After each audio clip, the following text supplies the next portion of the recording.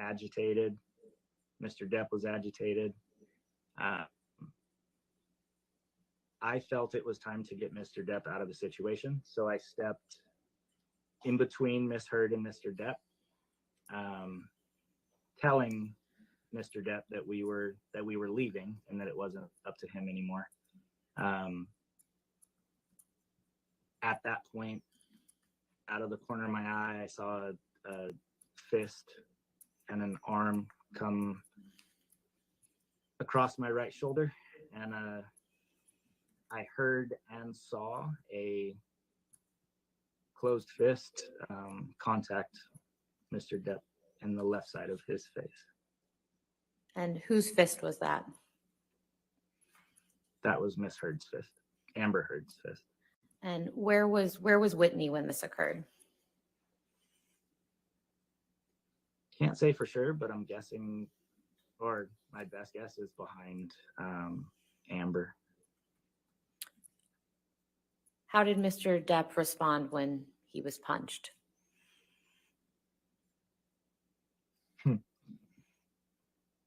The initial look on his face kind of mirrored mine, kind of a look of shock, like what just happened, where'd that come from? At that point, I wasn't going to let Mr. Depp get hit anymore, so I moved him down the last flight of stairs to the lower level, and told him we're leaving. It wasn't up to him anymore, just for his safety. I had let him get hit by a Red Bull can. I let him get punched. My job is to ensure the safety and well-being of my clients, and I felt like I hadn't done that, so it was my time to do my job and get him out of there. And so where did you go? So Miss Heard and her sister left Penthouse 5. Again, I don't know where they went. I'm assuming they went through Penthouse 4. We're either in 4 or 3. Mr. Depp was not pleased with me, naturally. He went into the bathroom for a couple minutes. Miss Lloyd talked to him, and they came out and agreed that it was time to leave. So as we were leaving the front door, Mr. Depp got right in my face. He was wearing sunglasses, and maybe not sunglasses. He was wearing glasses. Pulled him down, pointed to the left side of his face, and told me, "That's your fault." And I agreed. And then we proceeded to the vehicle, and we left the loft. What did you see on the left side of Mr. Depp's face? There was already a nice little shiner. Definitely swollen and red. It wasn't black and blue yet, but it was definitely swollen and red. At any point during this incident, did Mr. Depp throw anything at Miss Heard? No. At any point, did Mr. Depp throw anything at anyone? No. At any time during this incident, did Mr. Depp physically respond to Miss Heard? No.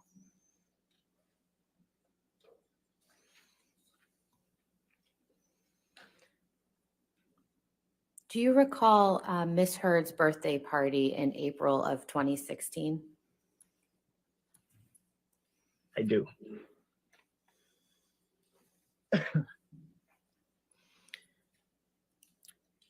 Mr. McGivern, during the incident we just discussed on March 23rd, what did Mr. Depp have on his right hand? So he had the same bandage that he had when he arrived from Australia. So it was heavily wrapped. Yeah, a heavily wrapped bandage. I don't know what was underneath, but it was definitely wrapped. Do you recall whether it was a hard or a soft cast? I do not. Now, moving forward to Miss Heard's birthday party in April 2016, were you present at that dinner party? I was not. I started my shift again around 11 p.m. The party was going on in Penthouse 5. I don't typically take part in get-togethers, so I think I probably hung out in the CP. Shortly after I got there, the party kind of winded down. I believe Mr. Depp got there. He was late, so I think he got there shortly after I started my shift. He went into Penthouse 5. Again, the party wound down shortly thereafter. And then, as far as I know, Mr. Depp and Miss Heard went back to Penthouse 3 shortly thereafter. Did you see Mr. Depp again that evening? That morning I did. Early that morning, yeah. Or the following morning. Again, I got a text. My best guess is around the same time, 4. There were so many incidences. They're hard to keep straight, but probably around 4 or 5 that morning, requesting my presence in Penthouse 3. And what did you do after you received that text message? Went to Penthouse 3. And what did you observe when you went to Penthouse 3? Again, a verbal argument. I think it was made clear that some phones had been thrown out the window or something, down to Broadway. Mr. Depp was again ready to leave, to get out of the situation. He had his couple bags over his shoulders. Wanted to grab a few valuables that we always used to grab when this happened. Some framed letters from either Hunter S. Thompson or Marlon Brando. Yeah, and then I believe we left. I think I got him out of the situation again. We did look for the phone briefly, I think, on our way back to West Hollywood. But my main concern was getting him away from the situation, so I didn't find the phone. And then we proceeded back to his suites or properties. What do you recall about Miss Heard's demeanor that evening when you saw her?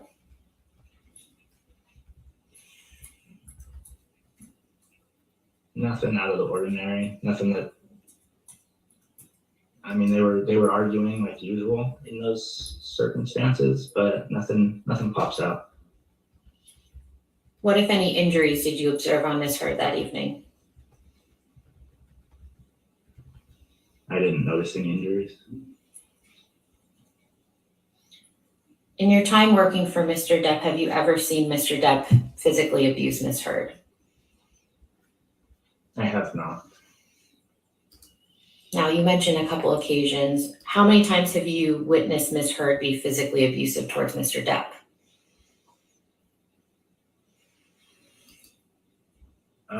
Obviously, the March 23rd thing in Penthouse 5.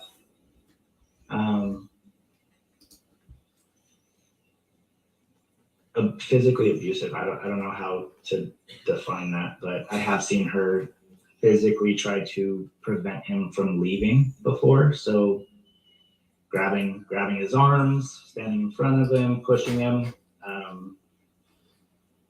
again, I don't know if that's physically abusive, but that I've definitely seen her touch him on multiple occasions. Have you ever observed Mr. Depp use any drugs? I have. And what drugs have you seen Mr. Depp use?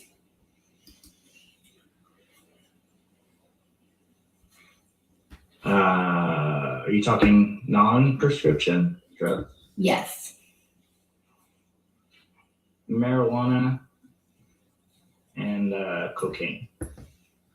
How many times have you seen Mr. Depp use marijuana? Too many to count. I mean, daily. And how many times have you seen Mr. Depp use cocaine? A couple. 2. How would you describe Mr. Depp's demeanor when he's using marijuana?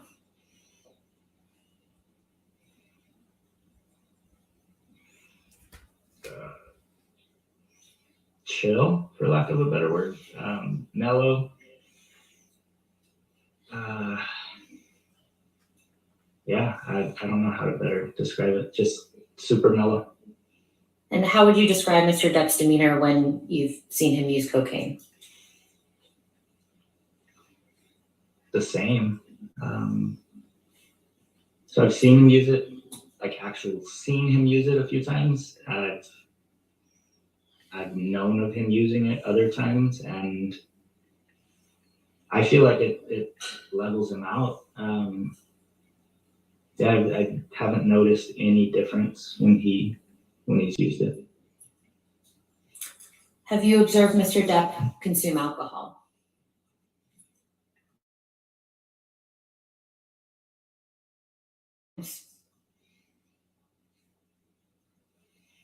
Like marijuana, too many to count, pretty regularly. And on how many of those occasions did Mr. Depp appear to be drunk?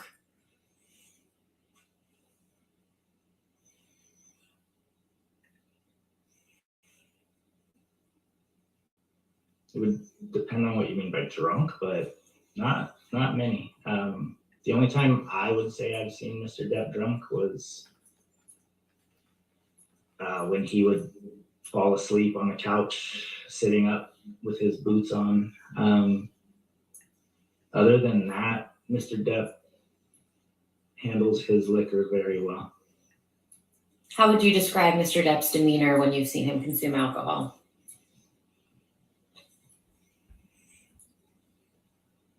No different than any other time. Again, super chill, super mellow.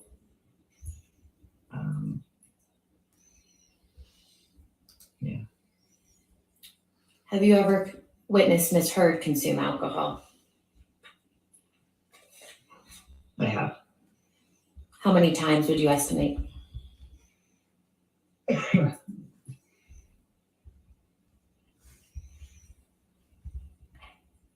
Again, too many to count. She drank fairly regularly. So I couldn't even give you a guesstimate. On how many of those occasions did you observe Ms. Heard behaving drunk?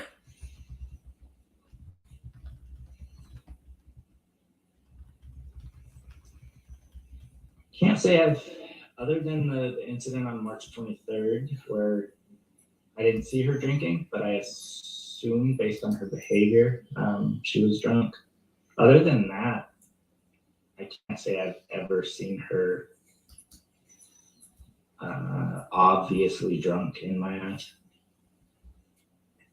I have no further All questions. right, cross-examination, Mr. Rottenborn. Yes, sir.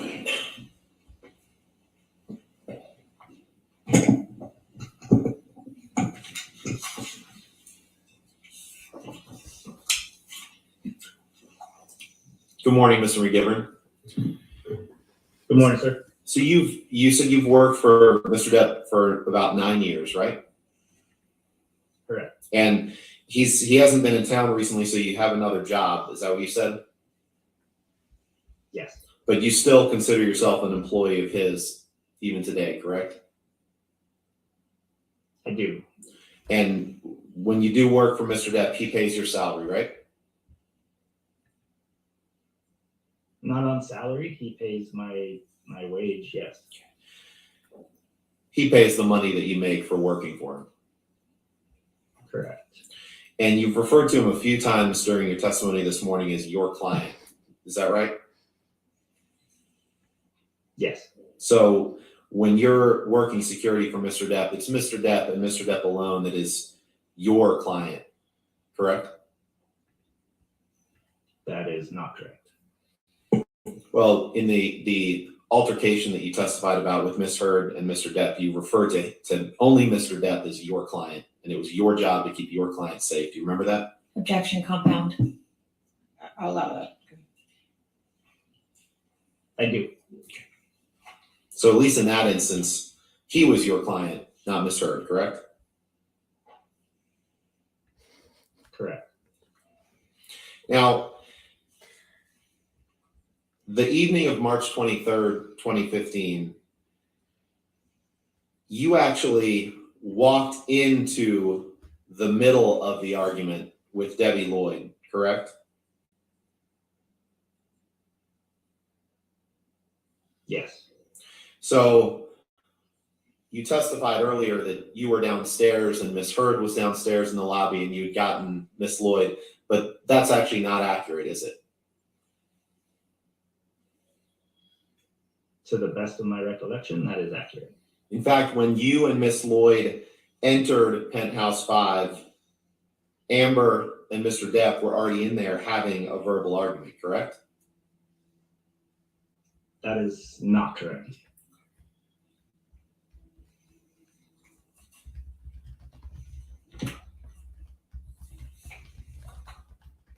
May I approach John? All right, yes, sir. Thank you.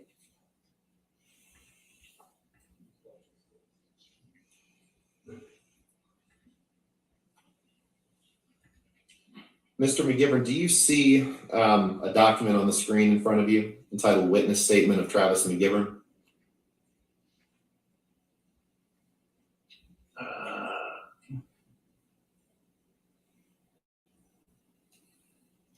I do.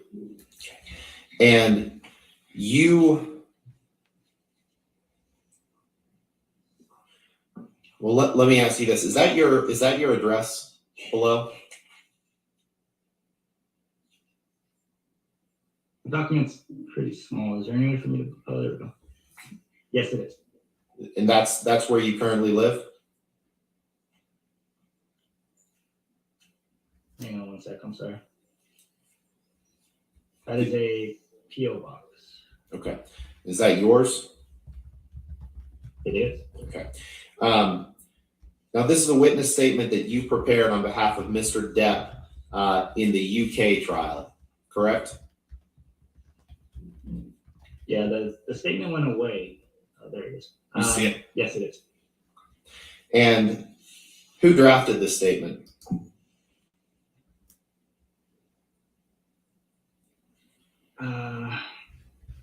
Myself, along with an attorney. I don't remember exactly who. Was it Adam Waldman?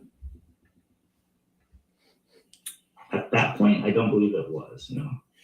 If you go to paragraph 5, please, on the second page, and you understood when you wrote this statement that this was going to be submitted to the court in the UK trial that Mr. Depp brought, and that this was your testimony on behalf of Mr. Depp, correct?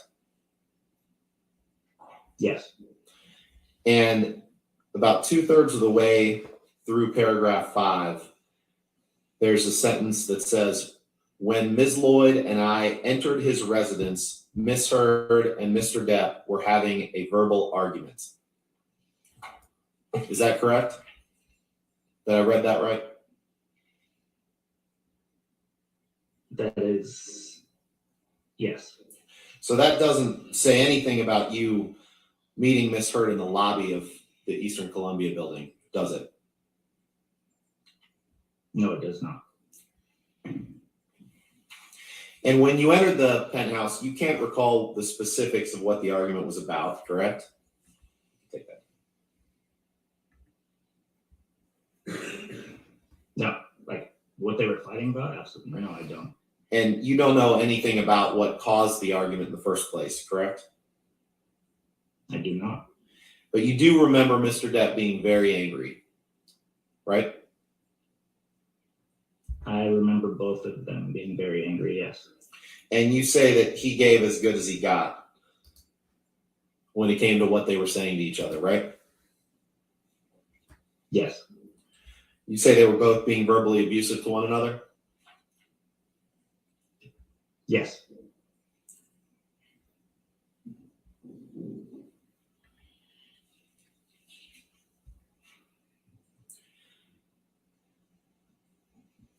And you testified that at some point Miss Heard was on the mezzanine level, right? The level of her office, so kind of the middle level of the penthouse. That's correct.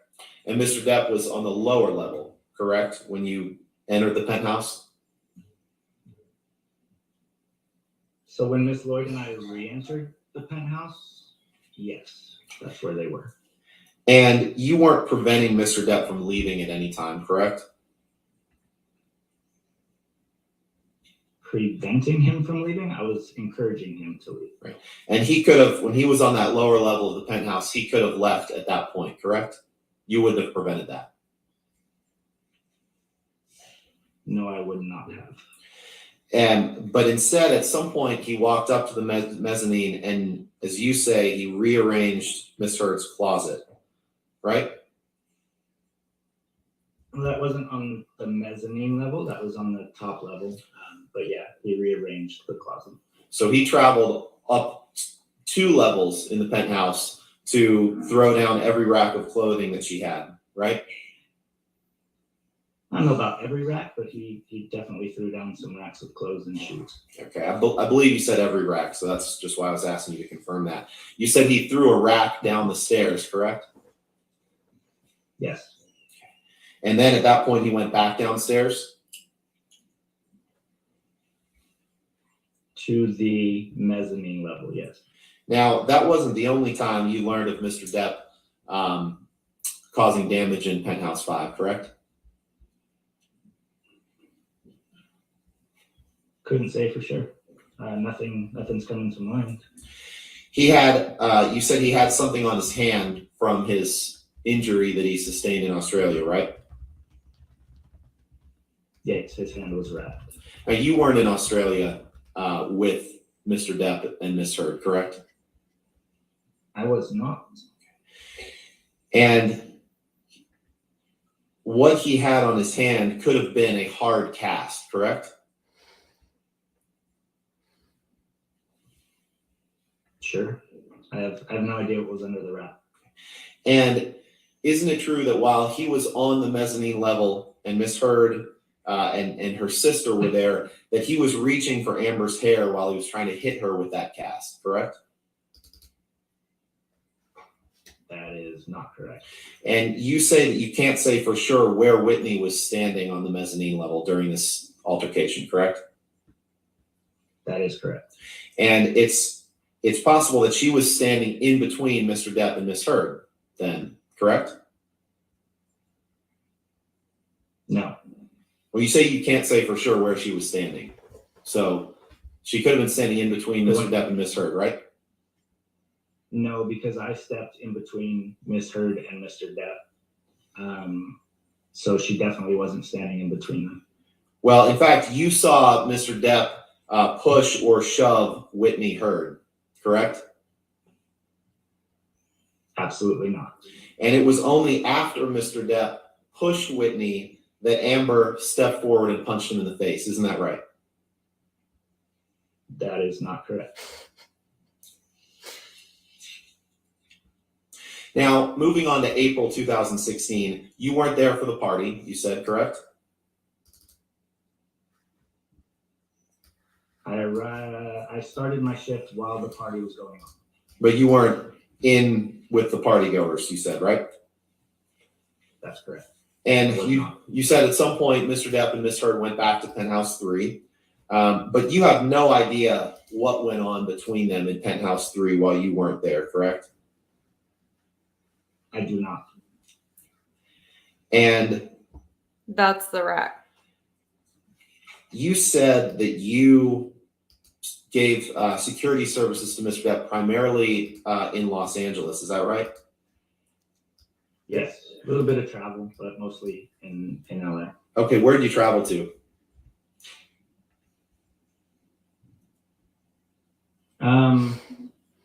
Vegas, up north, we did a road trip, kind of, they called it their honeymoon. So Napa, San Francisco, Big Sur, San Jose. Those are all with Miss Heard. I've taken Mr. Depp to China before.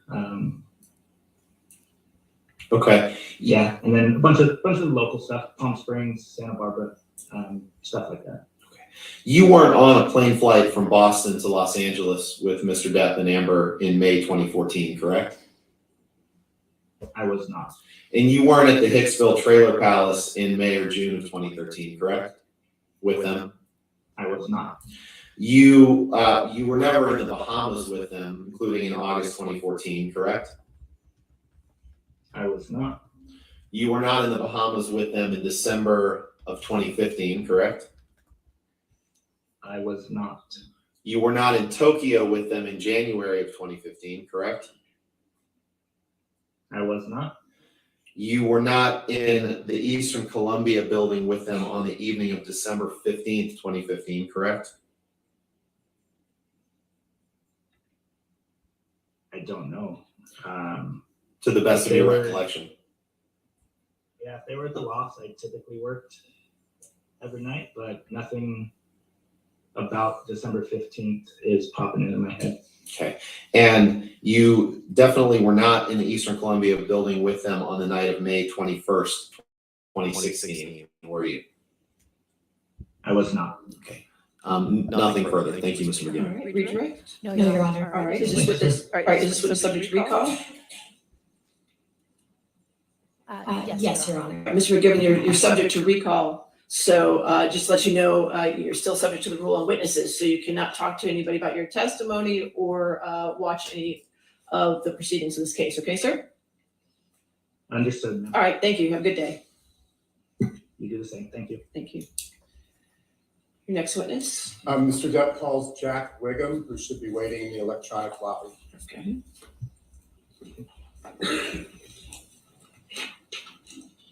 All right, Mr. Wiggum, can you hear me, sir? Yes, ma'am. Could you do me a favor and just count to 1 to 5 for me?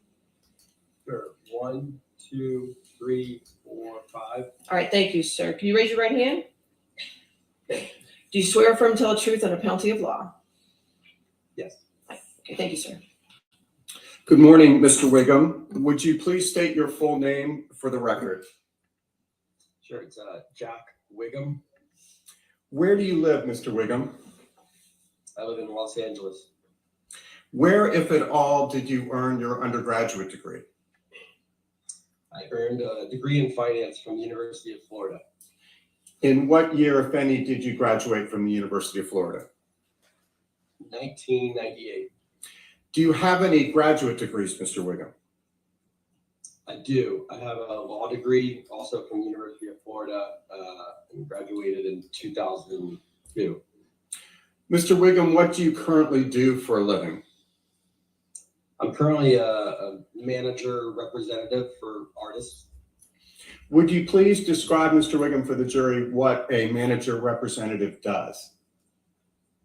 So we, represent writers, directors, actors, actresses, mostly in their pursuit of artistic endeavors. So I primarily focus on film and television, but, all artistic endeavors. How does a manager representative get paid? Typically via a commission. What? So industry standard is kind of 10% of whatever the deal is. And Mr. Wiggum, what did you do professionally after you earned your JD at the University of Florida? I was an attorney at a firm called Weil, Gothill and Manges for approximately 3 years. And then I segued from there to a talent agency called CAA, Creative Artists Agency. In what year did you start work at CAA? I started there in April of 2004. And Mr. Wiggum, in what capacity did you start working at CAA? I started at the bottom, in the mailroom, checking mail, and then became an assistant for one of the manager partners. And then in 2007, I believe I was became an agent. And then right around 2014, I think, I began co-running the film and talent department there. And when your job responsibility shifted to becoming an agent at CAA, would you please describe briefly for the jury what that entailed? Sure. We were, also looking out for artistic endeavors on behalf of the clients, so writers, directors, actors, actresses, but we were also negotiating deals and, really pursuing film, television, producing deals on behalf of the clients. Mr. Wiggum, did there come a time when you left CAA? I did. I left in August of 2020. What, if anything, did you do professionally after you left CAA in August of 2020? So I co-founded a management production company called Range Media Partners in August of 2020 and have been working there ever since. What type of company is Range Media Partners? It's a management representation production company. Do you know Johnny Depp? I do. Mr. Wiggum, when did you first meet Mr. Depp? I actually met him very briefly on the set of Black Mass, which was probably, 2014 or 15. And then I met him very briefly at one of his music shows. But more substantively, I sat with him, I believe in the fall of 2016. Did there come a time, Mr. Wiggum, when you became Mr. Depp's agent? Yes. When was that? Right around October, I believe, or fall of 2016. Was that when you were still with CAA? Yes. When you first started with Mr. Depp as his agent, who, if anyone, assisted you? I had two partners that I worked with Johnny. One was Brian Ward and the other was Christian Carino. Since starting to work with Mr. Depp as his agent in October 2016, have you had opportunities to observe him interacting with yourself and others? Yes. How would you describe for the jury Mr. Depp's demeanor on those occasions? Objection, relevance. What's the relevance? The relevance is how he conducts himself professionally, which relates to his reputation, which is at issue. All right, I'll overrule the objection. Go ahead. You may answer the question, Mr. Webb. Sure. Johnny was always very nice, sweet, in fact, artistic, polite, and, very thoughtful, kind of uniquely thoughtful about how are you doing? How's your family? He was just a thoughtful person. He always has been. Did he seem genuine? Objection, leading. I'll sustain the objection.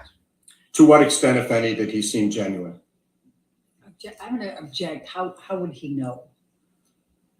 I'm not Speculation. sure what objection that is, or Speculation. speculation. Foundation. I believe he can testify as to that. I'll allow it. Go ahead. Her Honor says you may answer that question. Okay. I found Johnny to be authentic. It was a genuine kindness. And Mr. Wiggum, prior to you first becoming Mr. Depp's agent in 2016, October of 2016, who was his agent prior to that? I believe it was Tracy Jacobs at a company called UTA. And before you took over from Tracy Jacobs as Mr. Depp's agent, what, if any, research or due diligence did you do with respect to him? Objection, relevance. Right. Again, Your Honor, it goes to reputation, which is the core of the issue. I'll sustain the objection. Next question. Thank you, Your Honor. Were you aware of Mr. Depp's professional reputation at the time you became his agent in October of 2016? I would say objection leading, and I think it's gonna call for hearsay. I'll rule at this point. Go ahead. I believe I was. What was your understanding, if any, of Mr. Depp's professional reputation at the time you began representing him as his agent in the fall of 2016? Johnny's reputation, in my opinion, was he was very well regarded and respected by peers in the artistic community.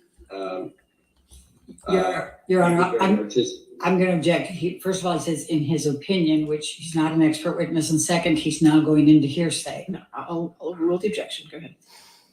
Mr. Wiggum, Her Honors, you may continue. Well regarded, respected, extremely talented, artistic.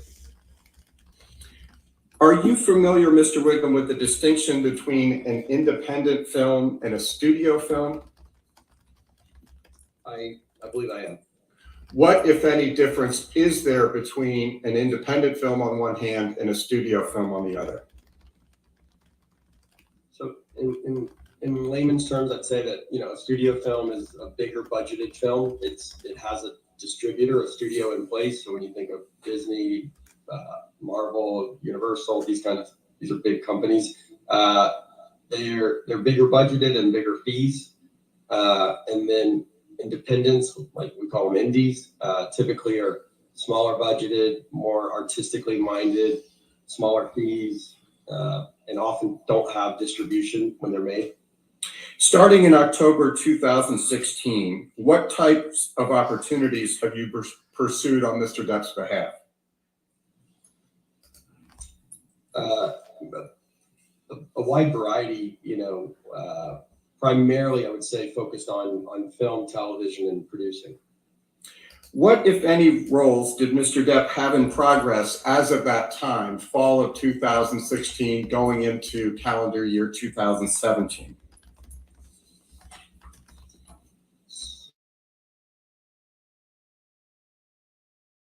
We inherited some deals. It was there was two films, as I remember, that were going to go back to back. One was City of Lies, the Notorious B.I.G. film, and the other was Murder on the Orient Express. So those were filmed almost at the same time, and they had pre-existing deals that we serviced, and then he had Fantastic Beasts: Crimes of Grindelwald. I don't think there's any way a PR team And can then help her at this point. We were in the process. We ended up finishing the 6th film negotiation on Pirates of the Caribbean. Mr. Wiggum, you mentioned City of Lies. When was that film actually shot? To the best of my memory, it was shot right, at the very end, mostly the beginning of 2017. What was Mr. Depp's compensation for City of Lies? I believe it was $8 million. And you mentioned Murder on the Orient Express. When was that shot? So it was shot at almost the same time. I actually can't remember which one went first. They were both shot predominantly, call it January to April of 2017. I remember us having to work out dates, but it was the beginning of 2017. What was Mr. Depp's compensation for Murder on the Orient Express? If memory serves me, I think it was $10 million. Was Murder a studio film or an independent, or what you call an indie film? It was a studio film. It was Fox. Mr. Wiggum, you also mentioned Fantastic Beasts 2: Crimes of Grindelwald. When was that film shot? I believe that film was shot in the fall of 2017. What was Mr. Depp's compensation for Crimes of Grindelwald? Again, that deal predated us. I think it was 13.5 million, if I remember correctly. Was Crimes of Grindelwald a studio film or an indie film?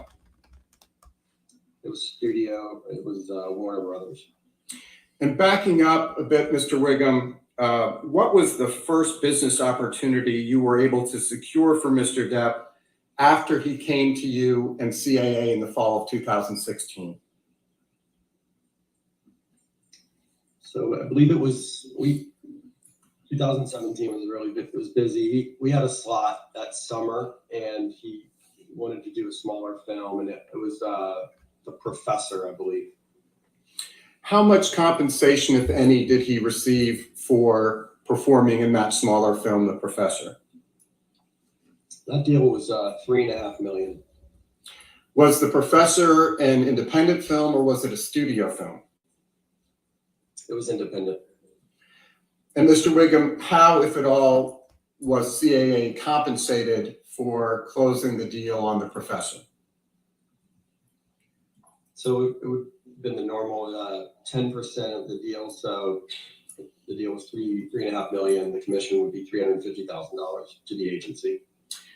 Mr. Wiggum, was 2017 a typical year for Mr. Depp in terms of the workload for an actor of his caliber and track record? Objection, leading. Overruled on that. Okay. And yes, What other roles, if any, were you able to secure for Mr. Depp during your tenure at CAA before you went to the new company? Someone's got to take one for the team a and film validate this. called Waiting for the Barbarians, and a film called Minamata. When was Waiting for the Barbarian shot? So Waiting for the Barbarians was fall of 2018. What, if any, plans did you and Mr. Depp have for 2018, calendar year 2018?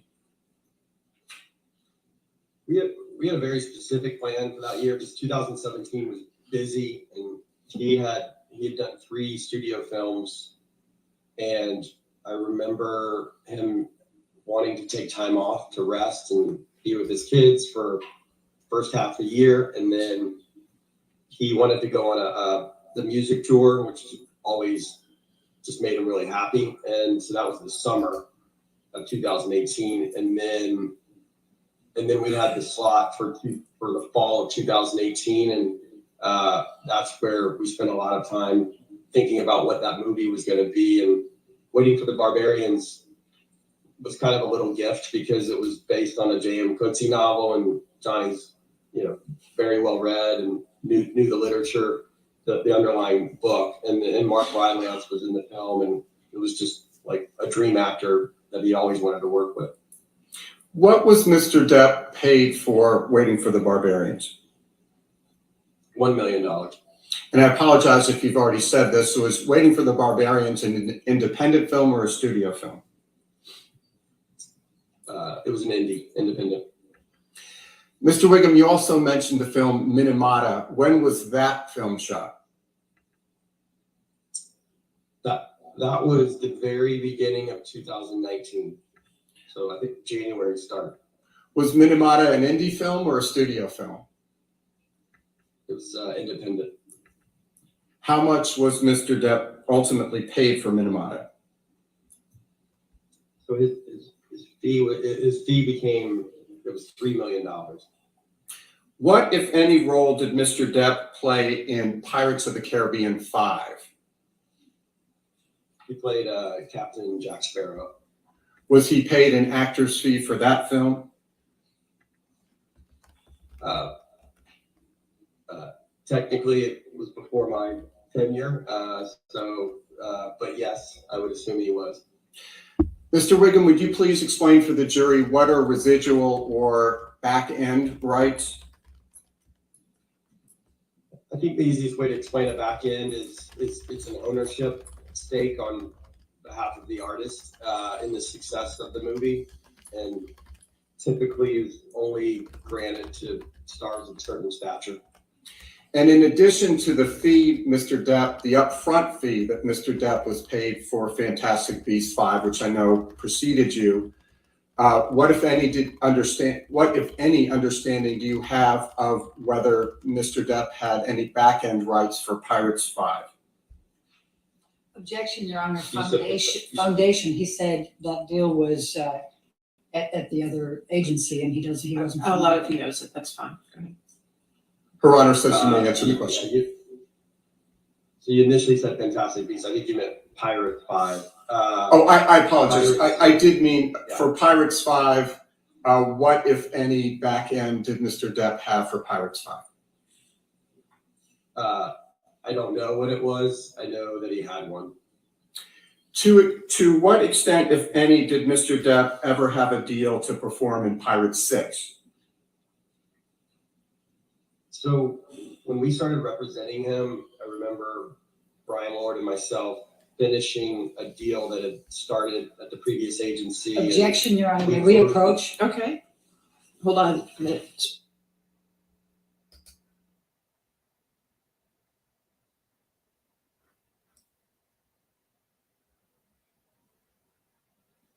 Hot Mess Express this Monday morning. This judge, bless her, she's like, what is it now? What now?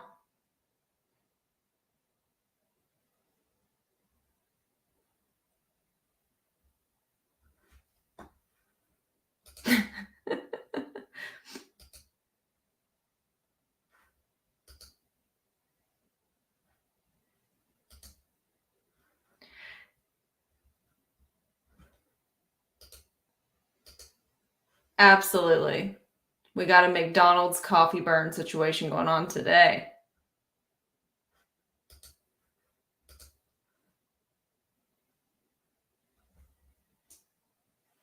For the interruption, Mr. Wiggum, Her Honor says you may answer the question, which I believe is, to what extent, if any, did Mr. Depp ever have a deal to perform in Pirates 6? So we finished the deal and then we closed the deal at $22.5 million for that film, is my memory. Which studio was involved in the Pirate series, including Pirates 6? So that was Disney. Was Disney the studio involved in all of the Pirates movies? Yes.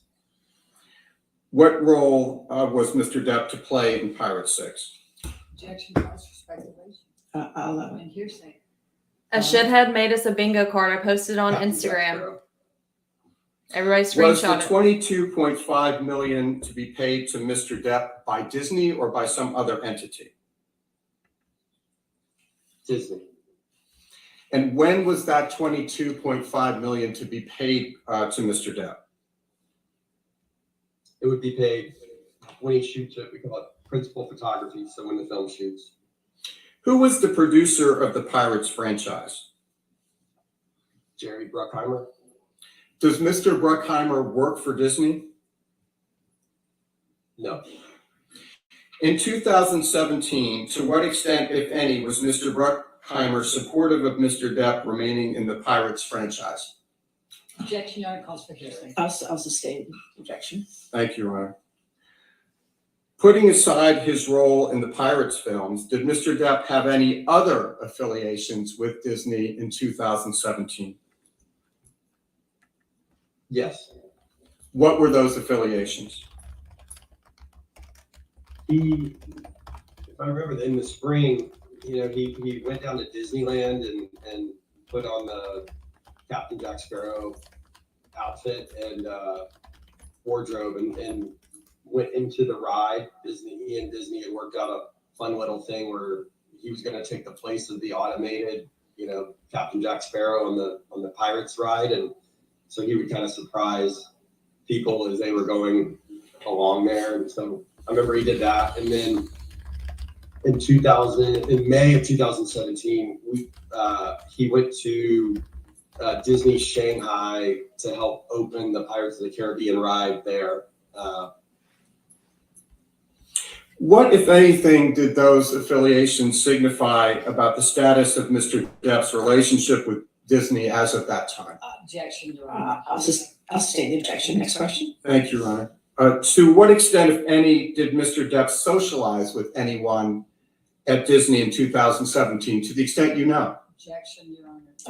I'll allow it to the extent he knows. Here we go Do with you all know the whether objections. Mr. Depp socialized with Disney during 2017, yes or no? Objection, Your Honor. Foundation and here's. I do. If you like foundation to how it I- is. How do you know that Mr. Depp socialized with Disney in calendar year 2017? Because I was there. Who, would you please describe for the jury what you mean when you said you were there when Mr. Depp socialized with Disney? We had a dinner in spring of 2017 with myself, Jerry Bruckheimer, Johnny, and Sean Bailey, who was running the film, was president of Disney. How did the dinner conclude?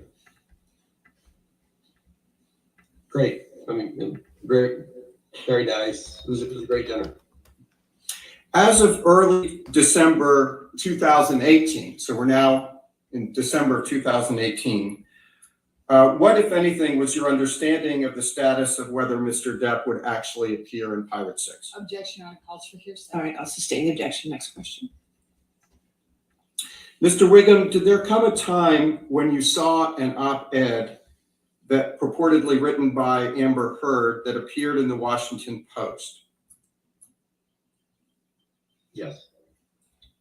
Mr. Wiggum, I would like to show you, please, what was entered previously into evidence as Plaintiff's Exhibit 1. Mr. Gibson, would you please pull up Plaintiff's Exhibit 1? And Your Honor, may we please publish this to the jury as it's been previously, oh, it is, thank you. Mr. Wiggum, have you ever seen this document before? Yes. What is it? I believe it's the opinionated op-ed in the Washington Post that Ms. Heard wrote. Mr. Wiggum, when did you first see Ms. Heard's op-ed in the Washington Post? It would have been right contemporaneous to when it came out. And Tom, if you would please move ahead to, I believe, the second page in Plaintiff's Exhibit 1.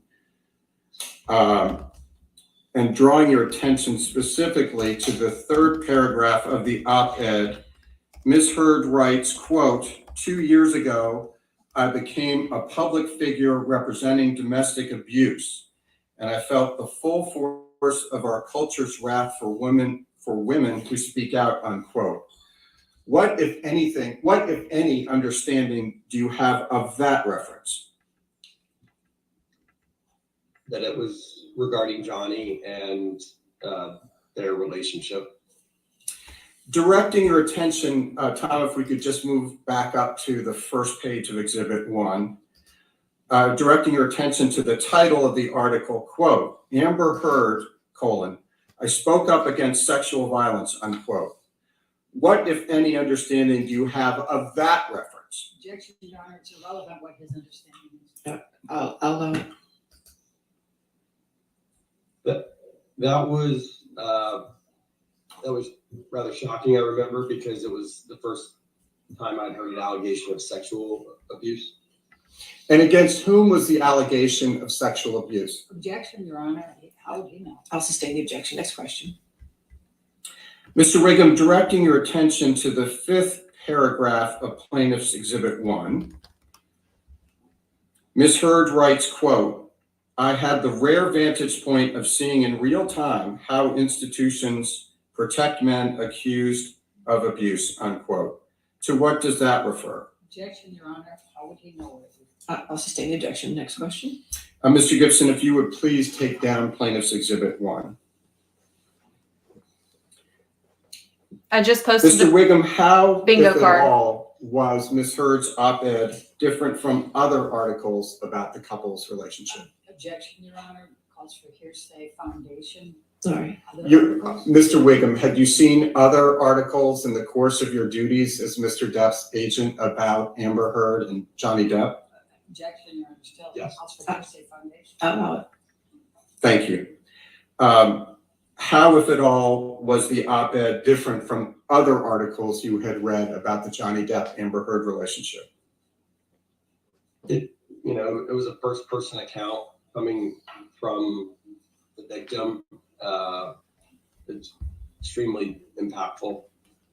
Impactful in a good or bad way? With respect to Johnny, it was catastrophic because it was coming from a first-person account. It was not from a journalist. It was not from someone observing. It was from someone saying this happened to me. Mr. Wiggum, between December 18, 2018, the date of the op-ed, and October 2020, did Mr. Depp perform in any studio films? Sorry, could you just repeat the dates? Between December 18th, 2018, which is the date that Ms. Heard's op-ed appeared, and October 2020, to what extent, if any, did Mr. Depp perform in any studio films? Zero. No studio films. How, if at all, did Ms. Heard's op-ed impact Mr. Depp's ability to land roles in studio films between December 2018 and October 2020? He had more. Objection, Your Honor. He had Calls for several hearsay women. foundation and expert. I'll sustain that objection. Next. Are you near the end, Mr. Chu? I just want to make sure because I it's am, kind of yeah. a morning break. Okay. I Go. have probably 5 minutes. Okay, that's good. Go ahead. What effect, if any, did the op-ed have on the release of Minamata, the indie film you mentioned earlier? Objection, Your Honor. Calls for hearsay speculation. He worked and on it. foundation. Sure, yes, sir. Yeah, he had several female witnesses. Several. There was a sister who's also his manager. There was a worker for one of the doctor's offices. There was a female doctor. There was Dr. Curry. There was Gina Duders, that Amber Heard's team had the little note passing incident, and then she got dismissed as a witness and didn't get to finish.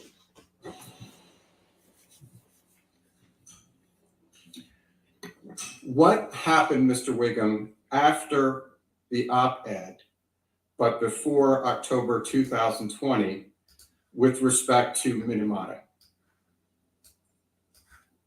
So the op-ed came out in December. It was right as we were going on Christmas break, and House manager for Bahamas, yes. Minamata was supposed to start in January, and I remember it was very, very difficult to keep Minamata together. The financing became shaky. The budget had to come down. Johnny's fee came down in order to save the movie.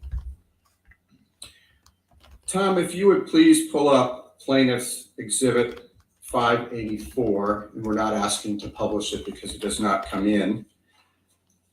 This is an email chain with the subject line, quote, Johnny Depp's Jack Sparrow won't return. Object to him reading even from that to the jury. That's fine, Your Honor. We Okay. can. Female police officer, yes. Mr. Wiggum, do you recognize this email chain? Yes, now that I'm looking at it. Yes. What I is forgot the a ton, date clearly, of this but he had a lot of email women. chain? I think it's December 20th. December 20th of what year, sir? December 20th of 2018. Mr. Wiggum, directing your attention to the middle email message on Plaintiff's Exhibit 584.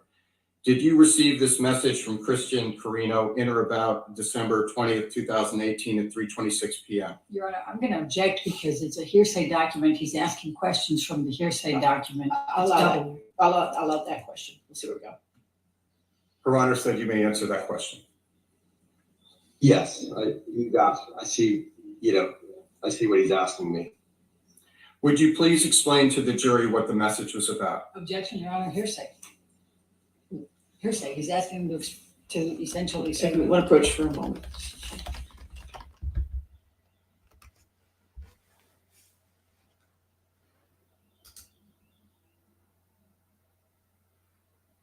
But yes, we saw lots of female witnesses.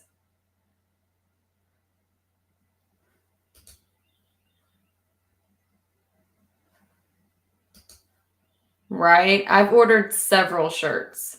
And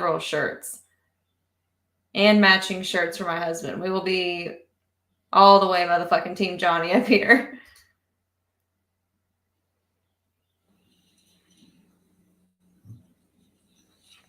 Tom, if you could please take that down.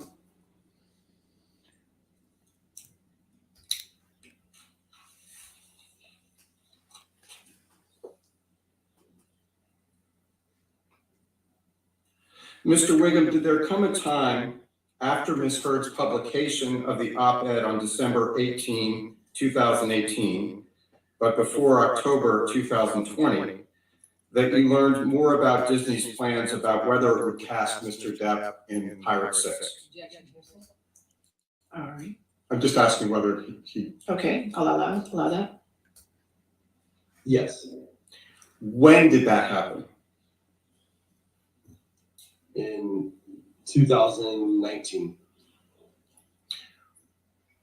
What happened? Go ahead. Next question. What happened in 2019 with respect to Disney, your learning about Disney's plans, whether to use Mr. Depp in Pirates 6? Objection, hearsay. What happened? Yes. I'll allow what happened. Go ahead. It became clear they were going in a different direction. When did you learn that Disney was going in a different direction and no longer planned to use Mr. Depp in Pirates 6? Early 2019. Who is Margot Robbie? Ooh, a hottie. She's a fantastic actress. Sure She's is. a client for CAA. What, if anything, did you learn about the role Margot Robbie would be playing in Pirates 6? I think that calls for hearsay. Yeah, I don't even object. I'll overrule the objection. I learned that they were developing a Pirates project for her to star in.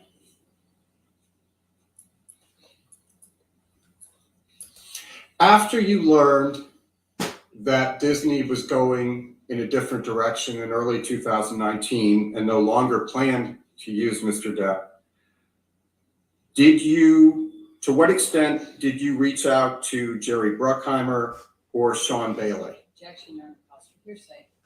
But it does not, Your Honor. Overruled, I'll allow. Thank you, Your Honor. Oh. Did you reach out to Mr. Bruckheimer and Mr. Bailey jointly or separately? Separately. What, if anything, was the result of your outreach to Mr. Bruckheimer and Mr. Bailey? Objection still calls for hearsay, Your Honor. Calls for hearsay. I'm just asking what the result was. It's still based on her communications with them. All right, I'll sustain the objection. Next question.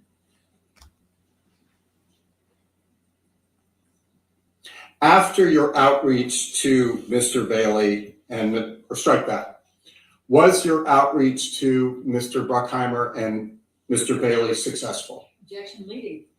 I'll allow it. No. I successfully made contact with them, but I was not successful in rescuing pirates for John. When was the last time you discussed Mr. Depp's role in Pirates 6 with Jerry Bruckheimer, Sean Bailey, or anyone else at Disney? Here, she's getting ready. Object, Your Honor, hearsay. Overruled.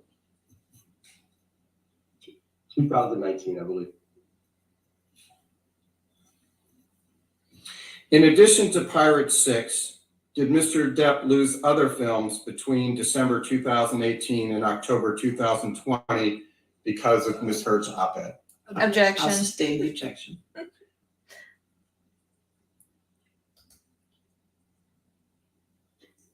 In addition to Pirates 6, did Mr. Depp lose any other films between December 2018 and October 20? Objection, Your Honor. First of all, I don't think he testified that he lost Pirates Six.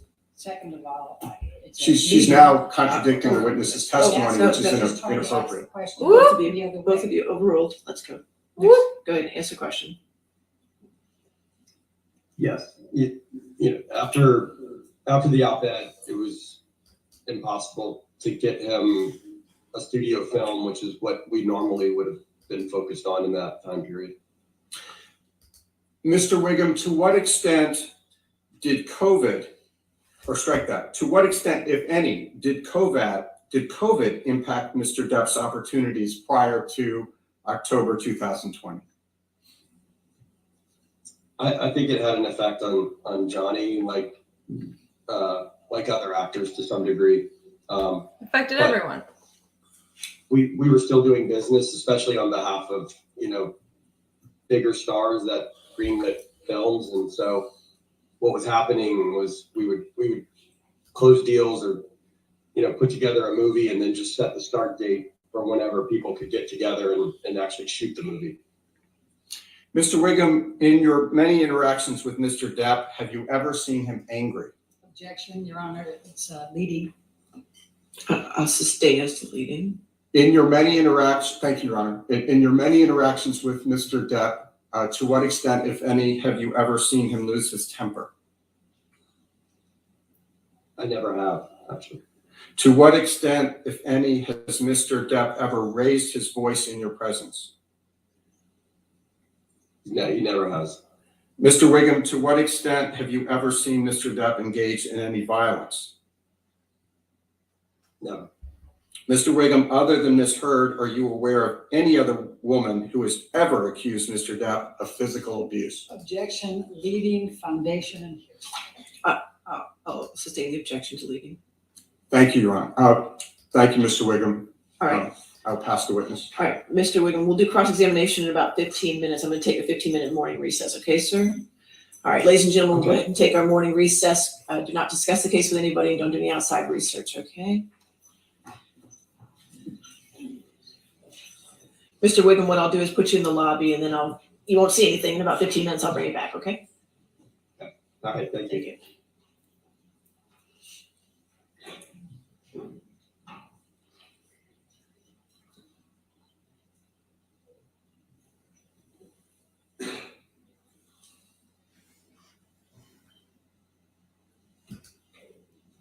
All right, at this point, we'll just come back at noon, okay? All right. All right, thank you. Oh, so we're breaking for lunch? Oh no. It's 11:42 there.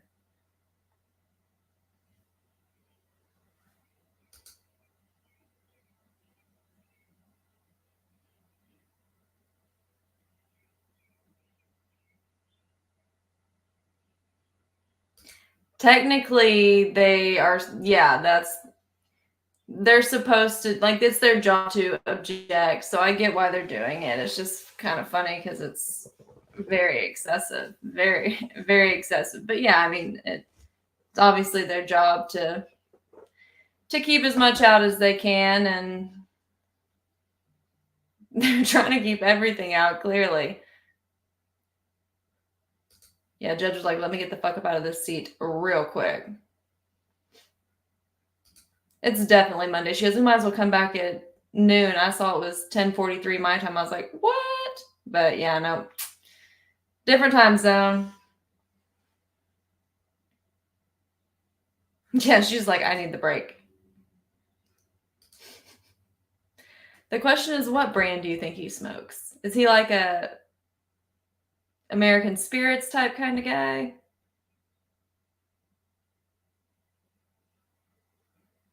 Parliament Lights, Marlboro Reds. We got options.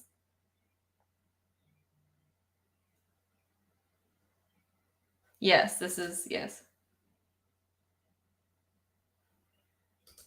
It's totally funny. Yeah, it's their job, but it's hysterical. And it is excessive. I mean,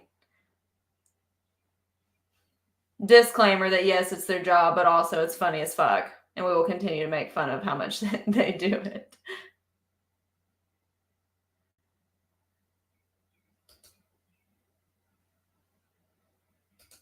We got a camel vote, another camel vote.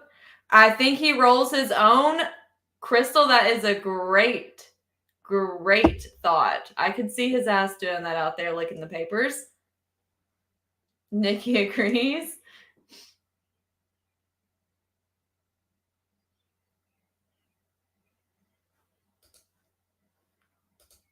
Winston. I forgot about Winston.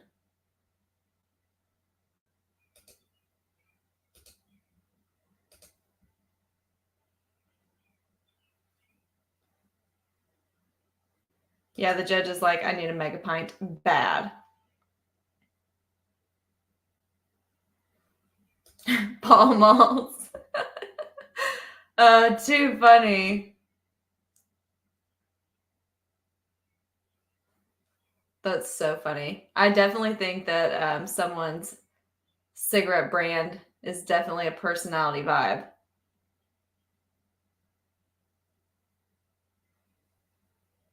Okay, so several of y'all tagged me on TikTok in some videos, and all of them were on Etsy, which personally I like supporting small companies, small business. I mean, hell, look at me, I'm hella small. So I like to support small business. I went on Etsy and typed in some of the shirts that y'all had tagged me in on TikTok, and I got Justice for Johnny. I got That's Hearsay, I Guess. I got Hearsay Papers. My husband got matching ones. So we have several t-shirts and I think a sweatshirt coming in. It's a historical moment. We might as well. I'm kind of sad though, because normally when I cover cases like in depth, I get a piece of courtroom art from the courtroom artist, and I would love to have a sketch from the courtroom artist in this case, but I'm not there to, like, you know, find him out in the hallway and be like, hey, can I buy one of your sketches for my office, please? I have several from the Depp trial. That courtroom artist was amazing. She let me use her art for my podcast. She's incredible. But yeah, I would love a courtroom sketch from this trial.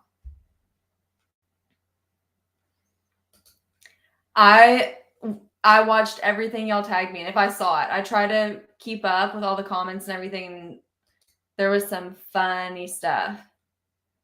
What? Where was this? He actually got on TikTok? I missed that. I'll have to look. Uh-oh. You trying to make shirts for the rest of us, Jennifer? Oh, I forgot all about clothes. The black Cinesticks.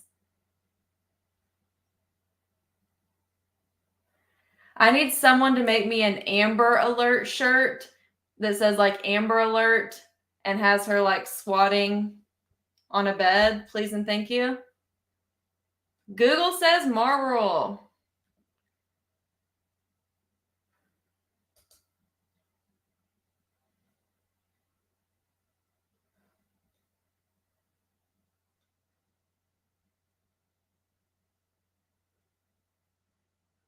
Oh, please re-tag me in it if you know where it is, because I definitely do not think I saw him. I try, when I see y'all's comments on TikTok or YouTube or Insta, I always try to respond back so y'all know that I saw them, but there's always a million notifications, so I try my hardest, I swear.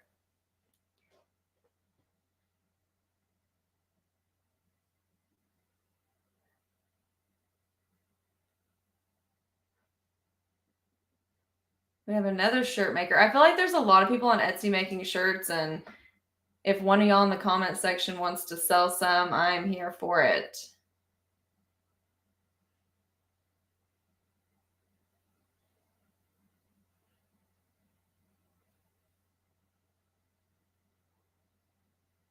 A story of my life. Story of my life. Also, there are some very sensitive people lacking sense of humor on there. For sure.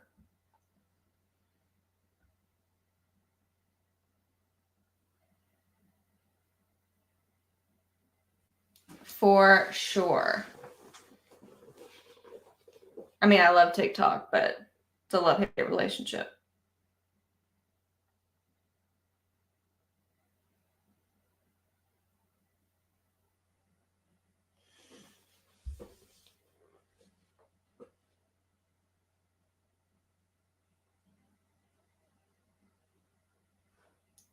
That's hilarious.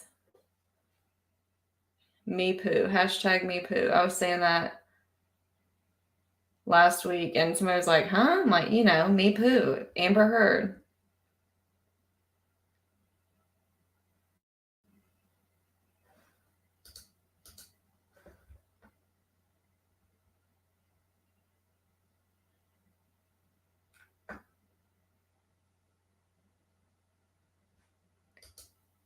Sarcasm and a sense of humor is how you make it, especially if you look at crime all day. I mean, if you don't get a sense of humor, you're not going to make it because you just look at fucked up shit all day. It's my personal opinion.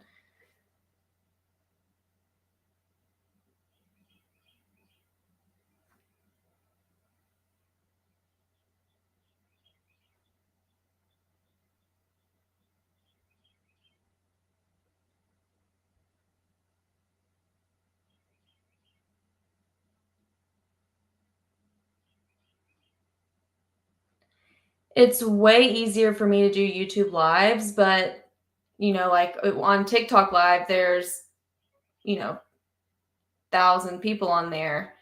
So it's way easier though for me to do YouTube. I wish they'd switch over.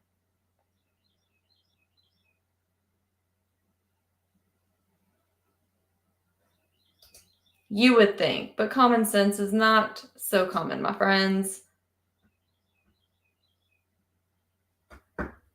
For y'all talking about the shirts, those, what is it? The ones that you print and iron on seems super simple compared to vinyl. There's no way with each different color being a layer. I do not have the patience for that. So true. So true. It's necessary. Like, people were so offended by Johnny's text message about, I hope she's found dead in the back of a Honda Civic. Hear me out. First off, why is it always a fucking Honda Civic? Because I swear to God, it's a Honda Civic for every single joke like that. Second off, if you've not made a joke like that or sent something that you would not want someone to read in a text message, like, you're lying. You're lying. We've all said some shit that we would not want read out loud. I can tell you right now, I've definitely said stuff like that. Like, I have a family member that was murdered, and I talk shit about the person that did it 24/7. I would never harm that sorry sack of shit, but it does make me feel better, to talk shit about him. It just does. And I'm not sorry about it. So I get where he's coming from.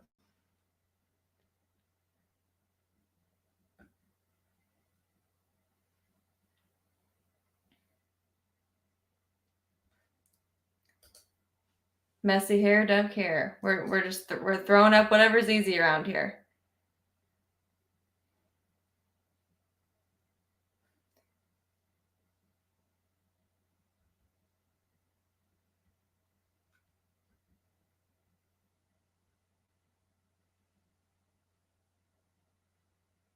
Trying to keep up with the comments, trying to catch up.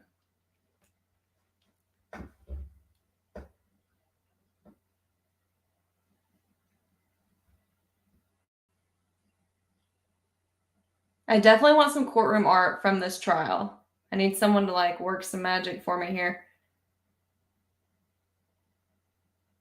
I have a friend that's there. Maybe I'll text them and see if they'll go try to hustle the courtroom artist for me.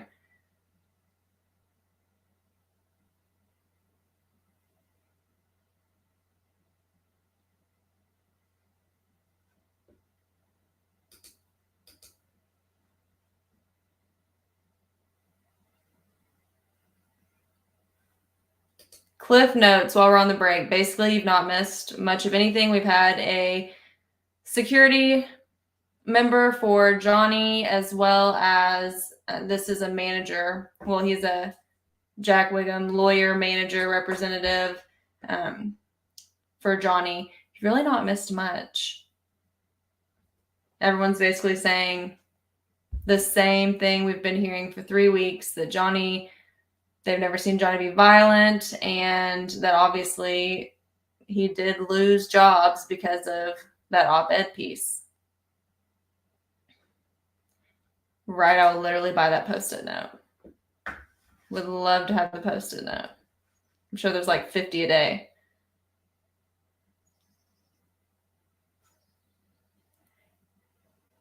So Johnny Depp's team is still going. They need to rest before Team Amber goes up. Now, allegedly, supposedly, I don't know shit about fuck. The rumor is that she will go first, which is a little weird, but okay. But that's what they're saying, that she'll go first when Team Heard takes over.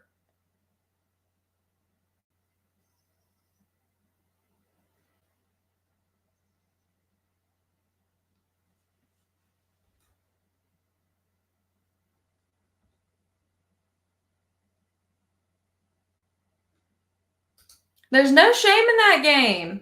I can't believe, people acted like that was so horrible. Here's my thing. People like, that's so horrible, that's terrible, yada, yada, yada. Like, everything's in context, and some people lack a sense of humor. Like, something could be innocent or something could not be innocent. It just depends. People were dragging, I posted that security footage of James Franco in the elevator with Amber Heard, and everyone's like, he's got that backpack. It's an overnight bag. Y'all, I go everywhere with the backpack. I go everywhere with a huge ass North Face backpack with the computer and the iPad and my notes and legal docs. Like, I go everywhere with a backpack. It doesn't mean I'm planning on staying somewhere. However, in context, it does look like at 11 o'clock at night getting on an elevator with a backpack that he might be wanting to stay there. But it's just funny to me how people like take some stuff so literal, because it's all about context. Something could be innocent, and in the turn of fate, the exact same thing in a different situation could not be innocent. Everything is subjective in the context.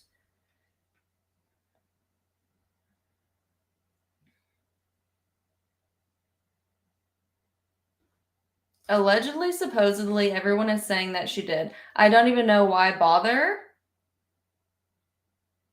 I think someone sent me, someone on Instagram had reported that she had done this. I don't think that there's anyone can hire that can recover this at this point. My personal opinion. Whitney is on the list. So I did a video yesterday of page 1 of Amber Heard's witness list, going over who's on page 1 and who they are. And then after today, I'll try to film page 2 and get that up tonight so that you all know who to expect when she gets up there. On page 1, it was mostly people that we have seen previously. She has her hair and makeup artist from when they did her makeup and hair for the James Corden show that's going to be a witness for her. And actually, I'll show y'all that real quick. I believe I have that on here.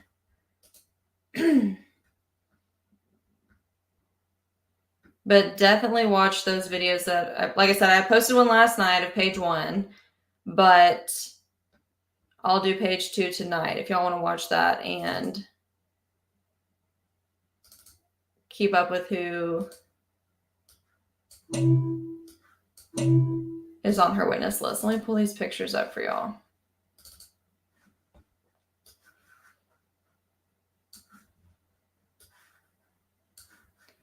So, screen share. All right, so what we're looking at here, sorry, I forgot that I realized it like shows y'all my entire screen. So I won't be able to see the comments, but I'll make it big where you can see. On her witness list is her makeup artist and her hairstylist that did her makeup and hair before she went on the James Corden show. And they talked about injuries that they had seen on her face and how she had a chunk of hair missing that they were trying to cover up when they did her hair. And these are allegedly, supposedly the images that were taken that night.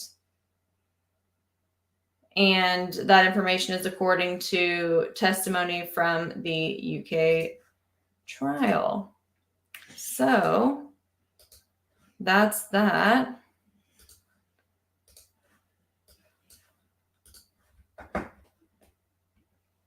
Get caught up on the comments. I really wish you would.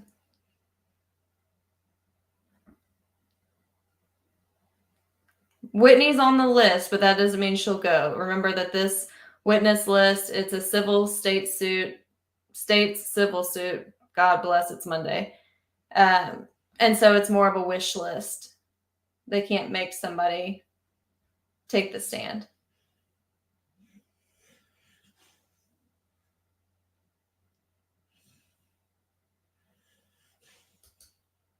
I've not been watching the news because I've been with you guys. That's what y'all got to keep me up on this, because this is the kind of stuff that I can't be on here and watch the news, so I miss that. But I trust y'all.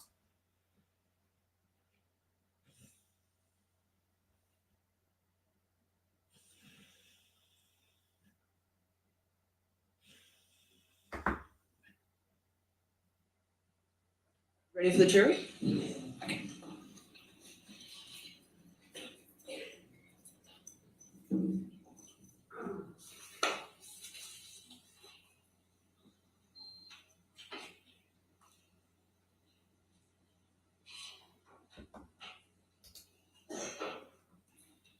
Saw that for sure.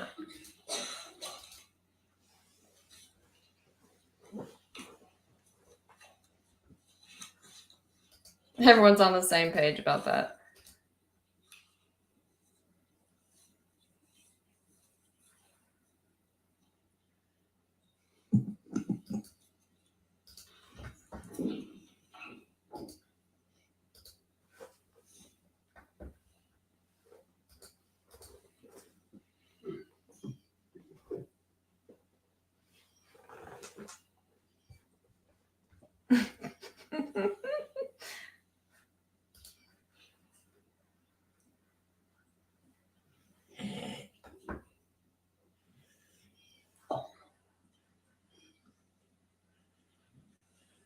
Amica Umbridge, where are you at?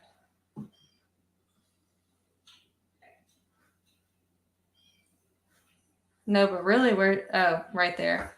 Monday. Mr. Wigman, can you hear me okay? Yes, ma'am. All right. As soon as you ask him his first question, he should pop up there. He'll come up then? Yeah, cross-examination. Thank you, Your Honor. Mr. Wiggum, you testified that you closed a deal for Mr. Depp for Pirates 6 with him acting as Jack Sparrow. Do you recall that testimony? Yes. Mr. Wiggum, could you do me a favor and just count from 1 to 5 for me so I can get you on my big screens here? Sure. 1, 2, 3, 4, 5. Not getting on this. There he There is. we go. Okay, thank you, sir. I appreciate it. I'm sorry.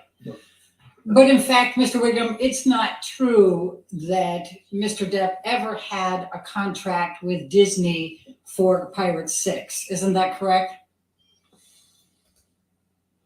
Can you explain that question or that position? Have you ever seen a contract that provides for Mr. Depp to play Pirates 6? Don't be a dickweed. Come on, lady. To the best of my knowledge, my memory, myself and my partner closed an optional picture deal for the amount of money of what that picture would be for John. And you would make sure to have that in writing, wouldn't you? You know, that would normally go through legal counsel in terms of the codification of it. Do you have any explanation for why there exists nothing, no piece of paper, nothing suggesting that Mr. Depp ever had a deal with Disney for Pirates 6? Objection, lack of foundation, compound. Oh, I love it. So I often close when I was an agent. We would work on many deals where I actually wouldn't see contracts. They were verbal in nature. And then, you know, especially on optional pictures, just so there was an understanding of what the money would be. So do you have an explanation why there is not even a piece of paper, not an email, not a text, not a document, nothing that suggests that Mr. Depp is going to be in Pirates 6 as Jack Sparrow? Objection, asked and answered. I don't believe it was. Overruled. I mean, if you're asking me my opinion, it wouldn't necessarily be alarming because that would be a conversation usually to understand. Disney's going to want to know, are we on the same page about what the money's going to be? And most of that conversation, if I remember correctly, was also with one of Johnny's lawyers. Okay, and so you had, so Johnny's lawyer was discussing this, but there's no document. Do you have an explanation for that? You may know better than me if there is a document. That was Jake Bloom, at the time, I believe, if memory serves me correct. All right, but would it be fair to say that you have never seen a document that provides that Mr. Depp was going to be in Pirates 6? It would be fair to say that it was consistent with a lot of the conversations that I would have on behalf of big stars, where it was verbal and there was an understanding of what the deal was going to be. Mr. Wiggum, if you could please answer my question. I think you just fucking did. but all Objection, right. harassment, he did answer the question. Yep. Yeah, no. Thank you. Sure. Judy, Can you repeat the question? Sorry. Judy, can you read that back? Thank you.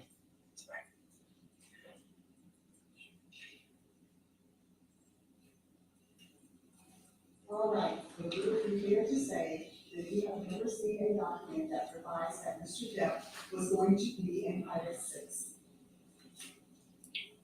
It would be fair to say that I have not seen a document on Pirates. Now, just so you know. Mr. Wiggum, I don't need you to give me extra. I just want you to answer mine. I just want to know, have you ever seen a document that says Mr. Depp is going to be in Pirates 6?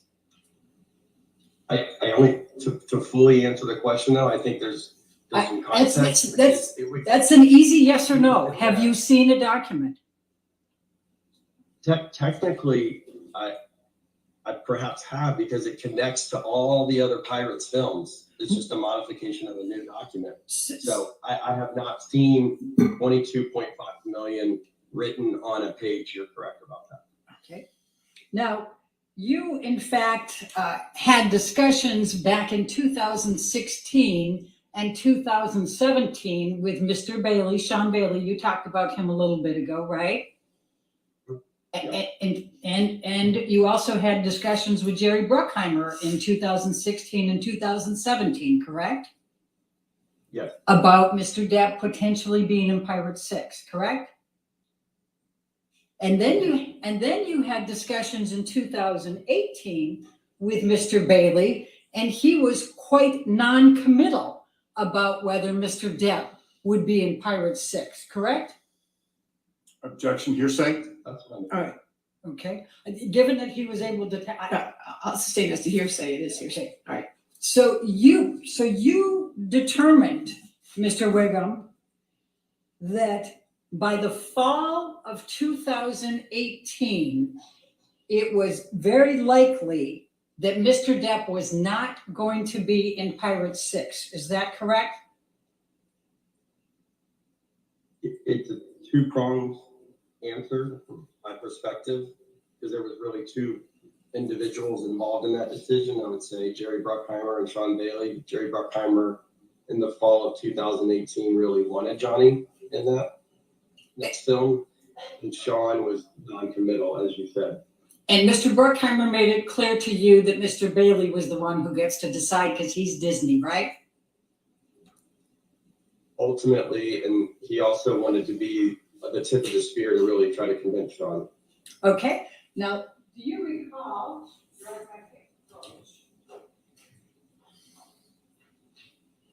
Thank you.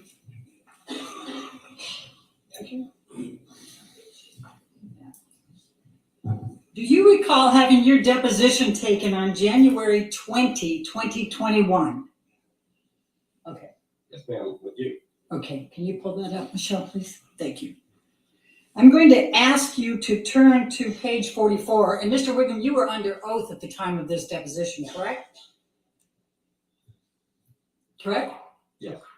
Yes. Line 10. This is page 44, line 10. The question, do you recall approximately when in 2018 you inferred from your discussion with Mr. Bailey that the likelihood of Mr. Depp being in Pirates 6 was not high or was going away? And your answer at that time was, if memory serves me, the latter part of 2018 maybe. Question, when you say latter, is that any time from August to December, or what are you thinking? Answer, I would say fall, maybe, October, November, December, in that area. Do you recall giving that testimony under oath at that time? I do, now that I see it, yes. Okay. And in fact, there were quite a few things going on earlier in 2018 that might have had a bit of an impact on Mr. Depp's reputation. Would you agree? It might help if you Refresh your recollection? Sure. But, and before I go there though, I think you said that the reason it was so catastrophic for Mr. Depp for the op-ed was because it was a first person account of Johnny, right? Do you remember saying that? Yes. Okay. Wasn't it a first person account when Ms. Heard filed for the TRO in 2016? So that would have predated any relationship I had to Johnny, so I had no knowledge of that. Okay, so you don't know whether it was catastrophic then? If you're asking me my opinion on something I don't know, I can form an opinion right now. It's a court document and probably a little different than an op-ed in the Washington Post. But I would agree it's not now that I'm forming an opinion, that it's not a great headline for sure. When you read the op-ed, did you read it online or did you read it in the actual Post paper? I don't remember. Well, let's pull up Plaintiff's Exhibit 2.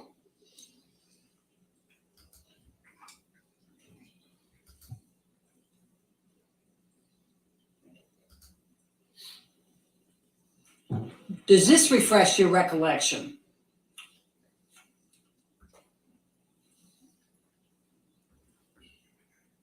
Very hard for me to see. Is that just the paper? We're going to try to scroll in a little bit more.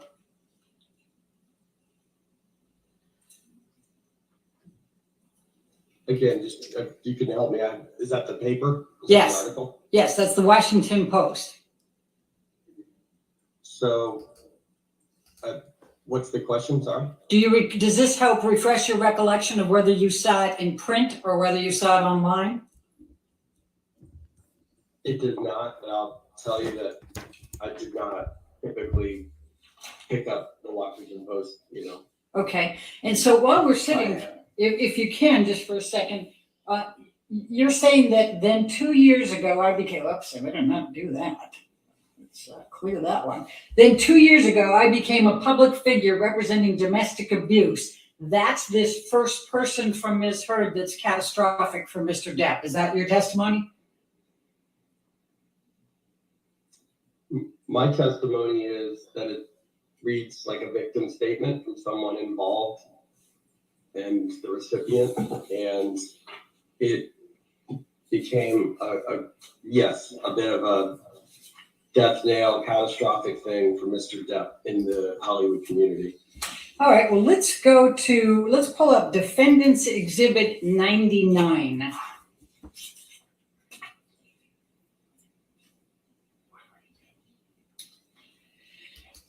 Now, there was, in fact, an article published in the Sun newspaper by Dan Wooten, the editor-in-chief, on April 27, 2018. Do you recall that? Now that I'm looking at it. Does that refreshes your recollection? And in fact, this article calls Mr. Depp a wife beater, does it not? Objection, hearsay. I'll allow it for them. The article does say that. You know what? I can't see the print even with these glasses, but All right. Well, I'll take your word for it. I'll take your word Well, for it. the title here is How Can J.K. Rowling Be Genuinely Happy Casting Wife-Beater Johnny Depp in the new Fantastic Beasts film? Objection, Do you see hearsay, Your that? Honor. I'll allow that. Yeah, Okay. Your Honor, I'd like to move the admission of this exhibit. I think at this point, it's not offered to prove the truth of the matter asserted, but it's going to offer, he's testified to comparisons of other articles. He's testifying to the impact of the op-ed. I think it's, in fairness, we should be able to put this in and be able to make the comparisons. It's clearly hearsay. Your Honor. Okay, I'll sustain the It's objection. not offered to prove the truth of the matter asserted, Your I'll Honor. sustain the objection. Okay, well, let's go to the third page. Let's go to the fourth page. So it has A5, I think is what I'm trying to get to. So it says paragraph 7. So do you recall that it says in here, Objection, hearsay, Your Honor. Your Honor, She's just trying to backdoor your ruling.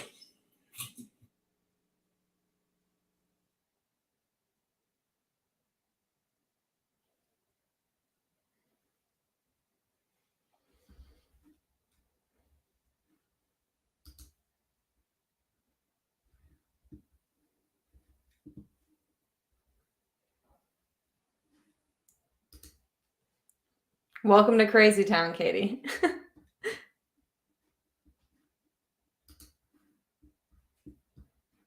She's very feisty today.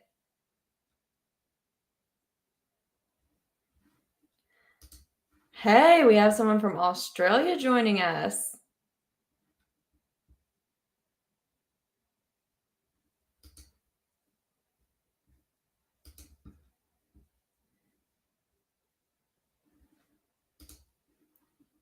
Likability is important, in my opinion, for the judge, or for not, it's Monday morning. Can I speak English? The jury, she's not coming off likable. She's coming off very aggressive. Mr. Wiggum, And it's unnecessary, really. the article also had pictures, did it not? I don't recall. Do you recall whether it had a picture of Ms. Heard? Objection, hearsay, Your Honor.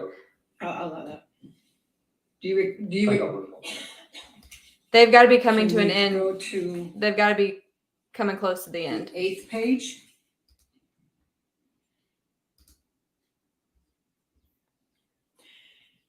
I'm showing you the picture right now. Does that refresh your recollection? Your Honor, hearsay, lack of foundation. I'll allow it. It doesn't speak to my impression of when I read it or how I read it, but I see the photo. Yes, ma'am. All right, and in fact, it shows bruises on it, doesn't it? On Ms. Heard's face? Objection, lack of foundation. Overruled. That would be what I see, yes. Okay. Now, Mr. Depp filed a lawsuit against the Sun newspaper and against Dan Wooten for this article, correct? I believe so. June 13, 2018. Let's pull up 1599, defendants 1599.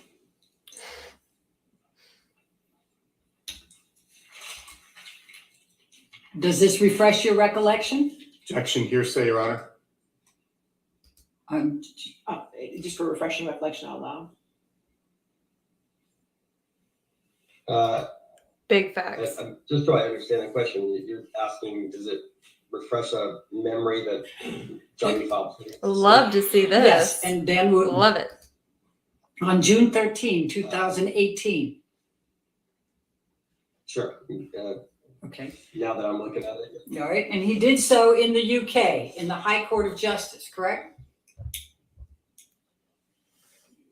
I believe so. No. You would know better than I.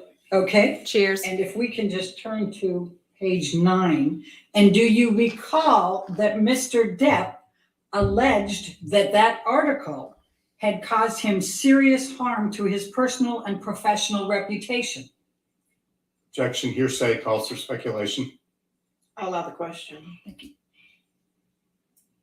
No, I don't recall. I'm going to ask you to take a look at paragraph 11. And let me see if I need new glasses. Okay. I can barely. I'm gonna- Your Honor, is there a way to even make that screen bigger on mine? I wish I had better glasses and more technologically savvy. They can make it a little bigger, but I think that's about as far as it can I'm go. going to try to highlight it here so that might help you a little bit. Let me switch the color. So, do you recall that Mr. Depp alleged that the article in the Sun newspaper by Dan Wooten had caused serious harm to the claimant's personal and professional reputation? If you're asking me, I don't recall it. I was not involved in that case at all. I'm able to read what's in front of me. But you don't recall it, and you don't recall if that had any impact on Disney in 2018. Objection, asked and answered. I'll sustain the objection. Next question. All right. Do you recall that Mr. Depp also alleged that he was caused significant distress and embarrassment by the publication of that article?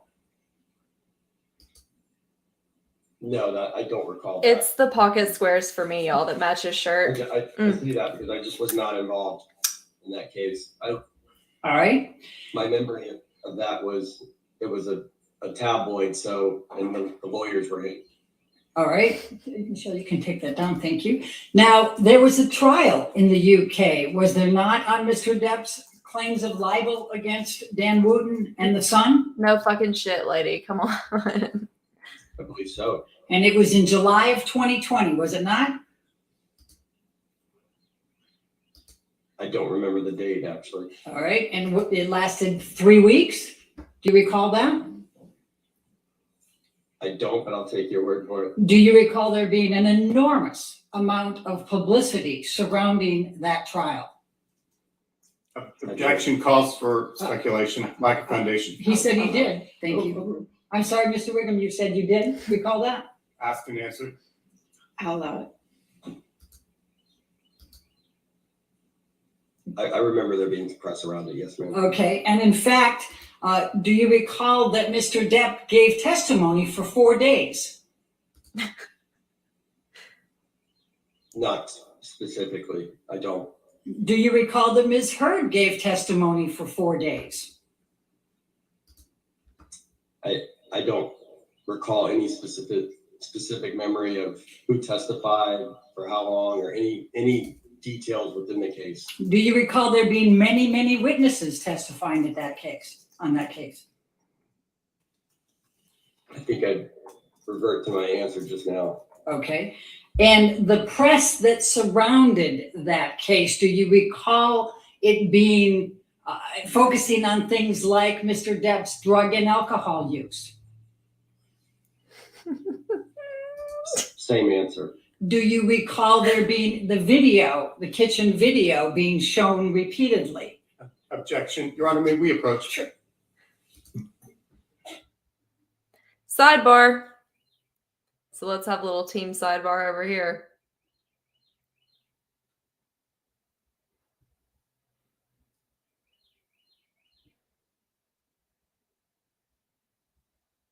Hey, I can see your mascara today. That's an improvement.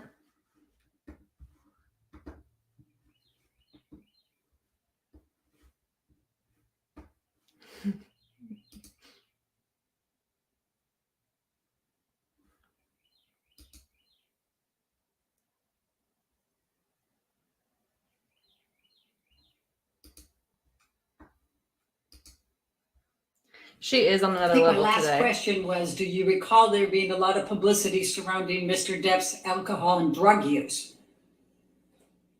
I think I answered that. Oh, that's right. I was on the video, the kitchen video. Do you recall there being the kitchen video being played pretty repeatedly in the press? No, I don't. Do you recall a lot of pictures of Ms. Heard reflecting bruises, cuts, injuries?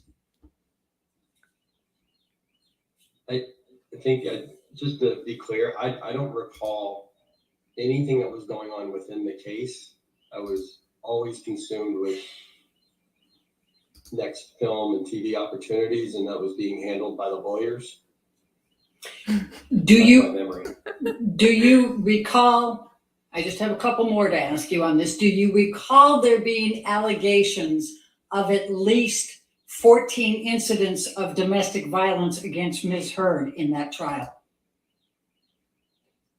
I do not, with specificity, same answer. Now, could we bring up exhibit number 1 again, plaintiffs?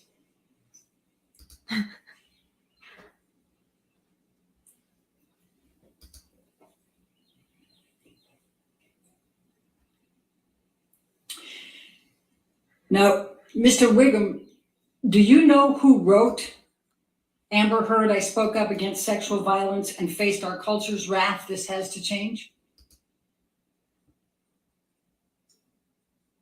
You're talking about the title? Yes. I wouldn't say that I would have assumed it was Ms. Heard. You assume, but you don't know, do you? I do not. Okay. And were you aware that there were also 3 pleaded incidents of sexual violence in the UK trial against Ms. Heard by Mr. Depp? No, ma'am. Okay. Now, your testimony is, you can take that down now, thank you.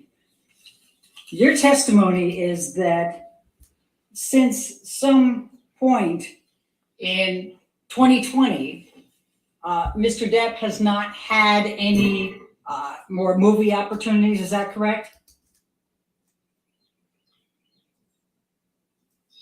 Sorry, repeat the date. When is the last time Mr. Depp had a movie opportunity?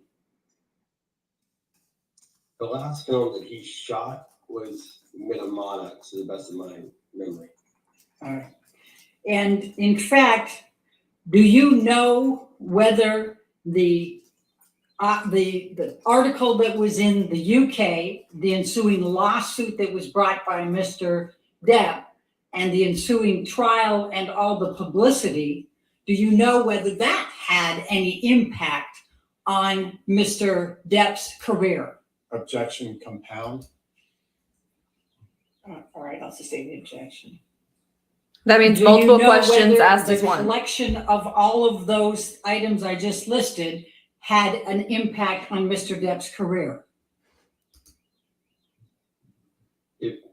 Remind me of the dates that you're asking about. So the answer, I take it, is no, you don't know, correct? I'm just trying to make sure I give you a correct answer so I understand the question. You referenced after 2020, Okay, is that what you're saying? the article was April of 2018. The lawsuit was June of 2018. The trial was July of 2020. What opportunities has Mr. Depp had since July 2020? Since July 2020, he has not done a film. Thank you, I have no further questions. All right, redirect.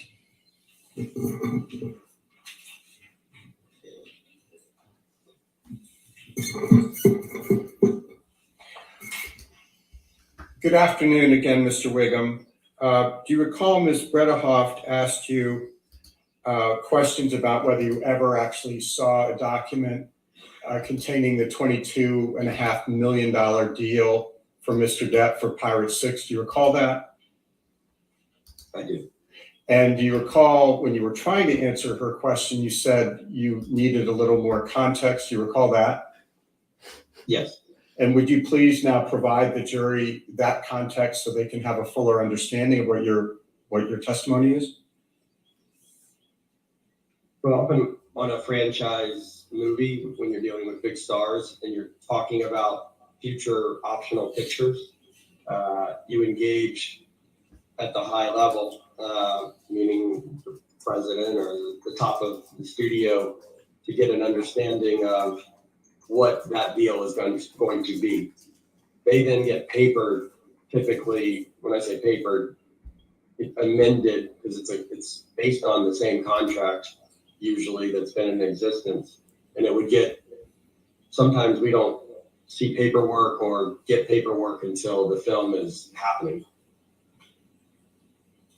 And Mr. Wiggum, on a similar line, Ms. Bredehoft asked you some questions about whether after this deal was done, it was starting to trend badly with respect to Disney and not so, and still well with respect to Mr. Bruckheimer in the fall of 2018. Do you remember that testimony? I do. When was it that Disney made the final decision as to whether Mr. Depp would be in Pirates 6? I'll sustain the objection. I'll sustain the objection. Next question. Mr. Wiggum, it may have been trending badly as of that time, but Disney had not gone in the other direction, correct? So the Overruled, email you showed me earlier, You may continue. the email you showed me earlier was 2 days after the op-ed, and I was saying that Disney had never said that Johnny would not be in the film as of that date. Overruled. And my testimony is the exact same as the deposition, which is it was trending badly in the late fall on behalf of Disney, but Jerry Bruckheimer and I were lobbying to make it happen. And so we had hope, and it became clear to me in early 2019 that it was over. Thank you very much, Mr. Wiggum. No further questions. All right, thank you. Is this witness subject to recall? Yes, Your Honor. All right, Mr. Wiggum, since you're subject to recall, you're still subject to the rule on witnesses, so you cannot discuss your testimony with anybody, and you cannot watch any of the trial. Okay, sir? Okay. All right, but you're free for today. Thank you. All right. Thank you. Thank you. All right, your next witness. Your Honor, before we call the next witness, may we approach briefly? For a Okay, moment? sure. Sidebar. She's very aggressive today.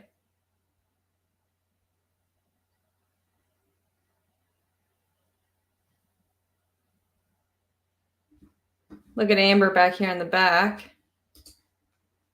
Chatting it up.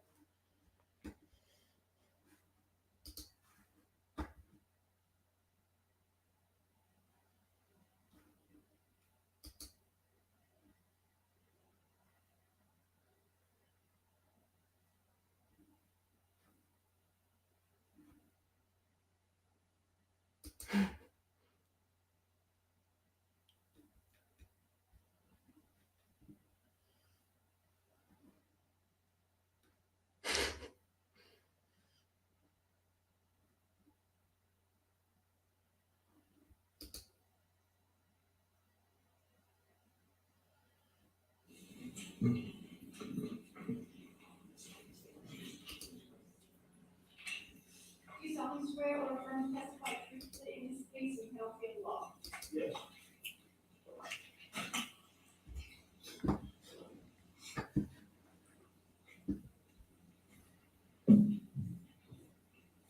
Good. How you doing, sir? Good afternoon.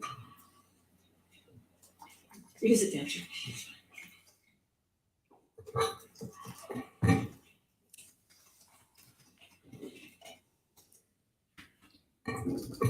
Good afternoon, Mr. Marks. Good afternoon. Would you please state your full name for the record? Richard Edward Marks. And Mr. Marks, where do you live? I live in Hollywood. Would you tell us a little bit about your educational background, sir?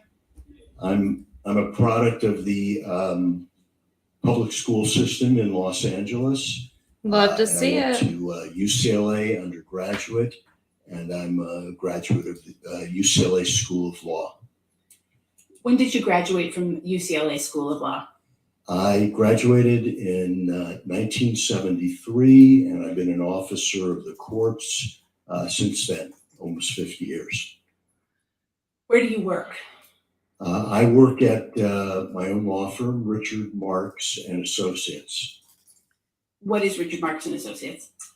It is a transactional entertainment law firm, and we represent individuals, writers, directors, actors, books, but authors.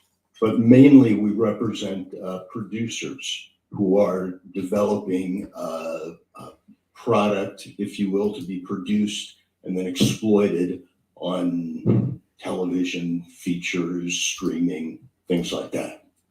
When you say a transactional law firm, what do you mean by that? What I do is make deals. They're transactions. I'm a deal guy. So my whole practice, all these decades, has been about getting to yes. How do you make a deal? And then how do you get it documented so people sign it and then are able, it's clear enough that it can be administered and people can know what to do after you've made the deal. Specifically, what types of clients do you work with? Well, as I said, I work with all kinds of clients, but my bigger clients and the bulk of my practice is representing producers who produce, they develop and they produce content for exploitation. Are there any particular clients that you can identify? Yeah, I've been working for a long time with ITV, which is a huge British company with worldwide reach in entertainment. They produce The Voice, Love Island, and right now I've done all the development legal work on a miniseries that's about to shoot in France and England, starring Michael Douglas as Benjamin Franklin. It's based on a novel that we optioned. I had them optioned years ago. Then scripts were written for the 8 hours. Then Michael Douglas was engaged, the director was engaged, and I do all those contracts. And that's ITV. Another one of my big clients is Village Roadshow. They're an Australian company.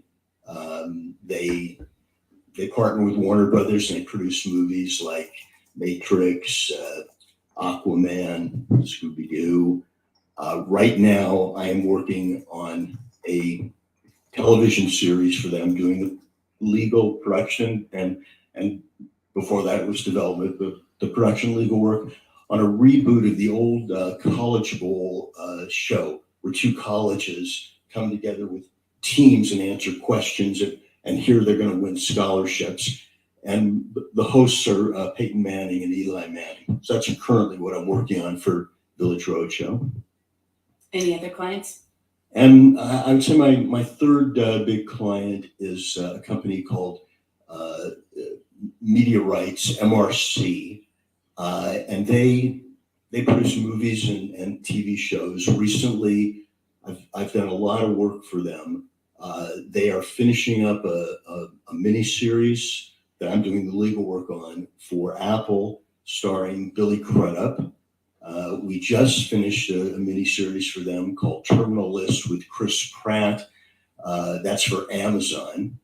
And we recently finished a miniseries doing the legal deal making for MRC on a show called The Shrink Next Door, which is aired. It starred Will Ferrell and Paul Rudd. And then I can't leave out my longest client, which is the producers of Bosch for Amazon. It's got to be 9-10 years ago when we went into Amazon. They had never produced a series, and we negotiated a deal for Michael Conley's book series, and we cast Titus Welliver as Bosch. They wouldn't order a series; they would only order a pilot. And now, in the next few days, what I call the 8th season, but which is the first season of the spinoff, will be available on IMDb TV instead of on Amazon. But Amazon owns IMDb TV, and we're right now writing the 9th season. So I've had this long run with this one particular series. Can you tell the jury a little bit about the types of deals that you work on for these clients? Well, when you think of a series or a motion picture, and you see the credits, there's hundreds of credits there, and every one of those people, you have to make a deal with them, and you have to paper it so that they sign it, and you know what to pay them, and what is there a guild involved, a union, what are their services, and what I do is all of that, soup to nuts, many times. Sometimes I work with in-house counsel or other attorneys, and we split up the work. But basically, you want to produce a movie or a show. You might option a book. I do that deal. You might hire a writer. Then you might get a director. Then a line producer, a UPM, first AD. Then you start hiring your cast. Then you start making location deals.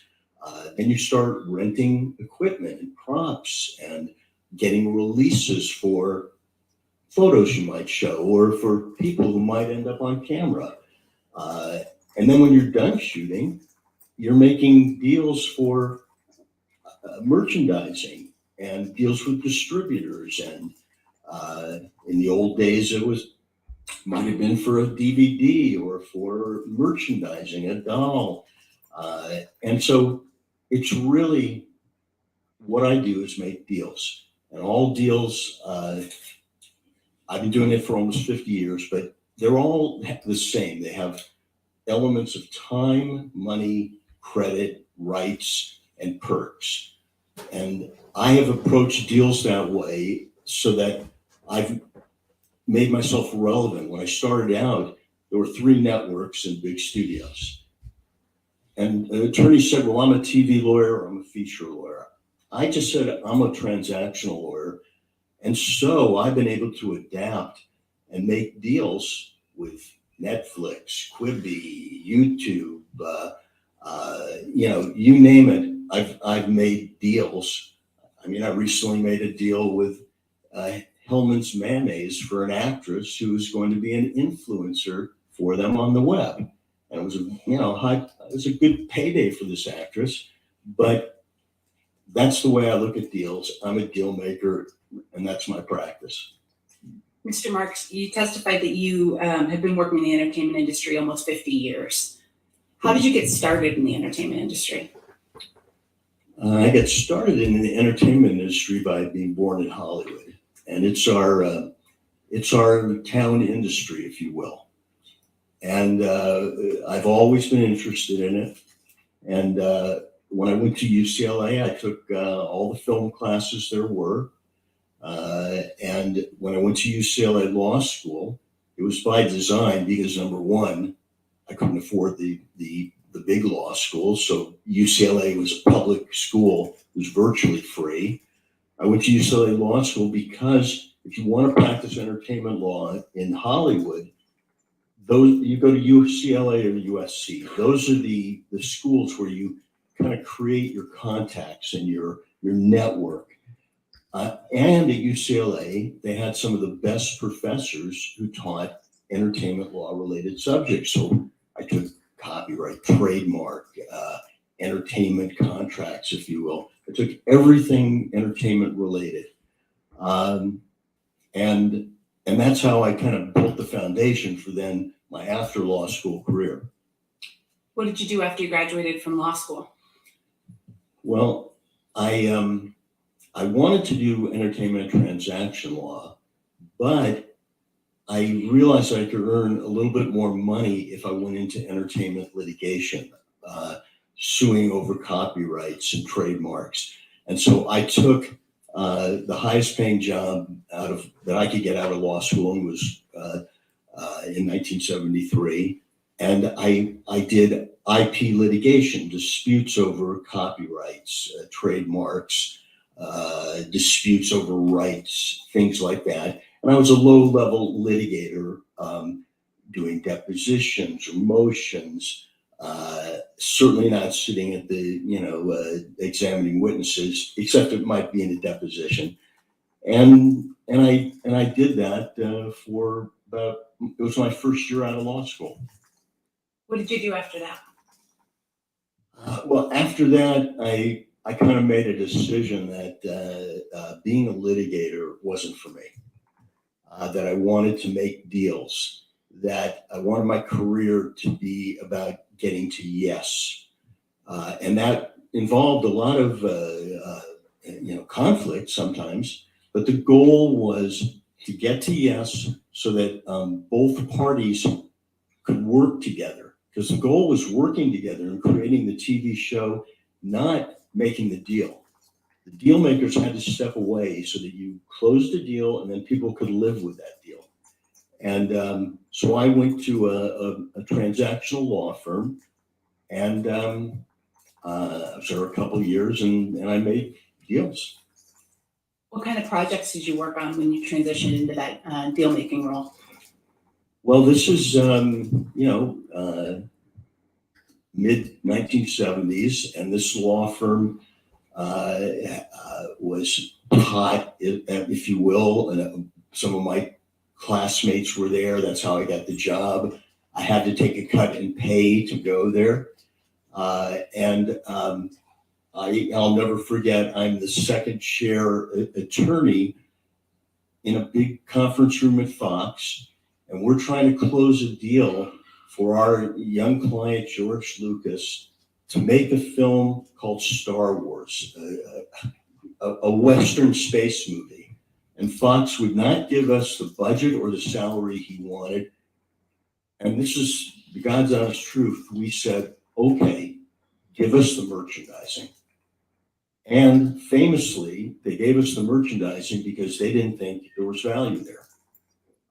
And that's how much our business has changed. While I was at my first transactional firm, we also worked for a client. His name is Sylvester Stallone. That's a hell of a client. His claim to fame is that he was a character actor, but he had written a script that all the major stars wanted to play. They wanted to play the role Rocky. And he said, I will not sell this script unless I play Rocky. And no one was happy about that. And the deal we made was he got to play the role, but it was a very low budget, and he hardly had a dressing room. He hardly had any perks. He wasn't happy about it, but we were able to make up for that in the deals for Rocky 2, 3. And that's the type of deals. It was, we at that entertainment transactional firm, we weren't representing major companies, if you will. We were representing artists, writers, directors, talent, like individuals. We weren't representing the companies I do now, like ITV or Village Roadshow. How long were you at that law firm? I was at that firm for a couple of years. What did you do after that? After that, I made a decision that I wanted to go in-house, where the full-time business was making a product, and it was very tied to production, and I wanted to move away from law firms at that moment. And my first in-house job was for the Ziegler Discount Agency, which was one of the premier literary agencies in town. We represented writers and books and estates of books. And at that time, in late 70s, early 80s, if you wanted to hire a writer or a book, or option a book, there were three places you went. You went to Swifty, which he's kind of famous, Swifty Lazar's Oscar parties, or you went to Swanee, H.L. Swanson, or you went to Ziggy, and I worked for Ziggy. Did you work for any other companies in an in-house capacity as a deal maker? Oh yeah. With Ziggy, we made deals for the book The Princess Bride. We we did a lot of, we worked for William Goldman. That was his book and his screenplay. And, it was a fabulous experience. But that firm was bought by ICM, a much bigger agency. And then I moved to Paramount. That's where I next went. And at Paramount, I was the attorney on the series Cheers and the series Family Ties, which was the break for the young son, Michael J. Fox. And then I did something, because I have never said I'm just a TV lawyer. I'm a deal maker. I get to yes. And it's sort of unheard of, but I moved from network television doing the deals for Cheers and Family Ties. I moved to features at Paramount because you could earn a little more money in features. And I was married, and I had a child. And in features, I was assigned to do the development and production work for a producer, who's in this case Jerry Bruckheimer, and I also served. They had an overall deal with Eddie Murphy, so I did the legal work on his films like Beverly Hills Cop, Coming to America, things like that. And I was at Paramount about 4 years. Where'd you go after Paramount? After Paramount, I got this opportunity to head up business and legal affairs in the feature division for Jerry Weintraub's studio. Jerry was famous at the time for Karate Kid and Ocean's 11, and he represented, Elvis and Frank Sinatra in music, and John Denver. But this was his motion picture company, and I was in features. And they're trying to show his credibility. We made a film called Troop Beverly Hills. And how he knows what he's talking about and knows the industry. But yeah, it's rough. We made another film, The Big Blue. We acquired a film library. He was positioning himself to be a major company until he went bankrupt. And that was one of his only failures. Where'd you go after that? After Jerry Weintraub, I went to Disney, and I filled in for a year for the head of legal and features, who was on maternity leave and taking a family leave. And so I headed up legal on films like Dick Tracy, Madonna was in that, Rocketeer, another live action film. But what I really remember about my time at Disney is they were revamping the animation department, and they wanted to make a different kind of Disney animated film. And part of it, in the old days, Disney animated films, the voices weren't advertised. They weren't the stars of the movie. Disney was the star, or Dumbo was the star, but the voices were hardly known. And we broke that mold, and it was the first deal where we paid real money to someone to do a voice. Was a deal I made with Robin Williams to voice Aladdin. And it changed the whole history of Disney and feature animation. I worked on Beauty and the Beast, and I mean, this guy's clearly a legend, y'all. Tremendous experience to be involved with them. I mean, obviously he's experienced and Disney. Did you continue to film? worked on in-house anything that's anything. filmmaking roles? Yeah, I continued my in-house road, even in the world that I could see was consolidating, and it was going to be more and more difficult to stay in-house. After Disney, I went to a company called Media Home Entertainment, and they put up money for films. And for their investment, they got the VHS cassette rights. So the Media Home Entertainment was one of the producers, investors in the Nightmare on Elm Street series and Blue Velvet. And what they got was the right to sell video cassettes.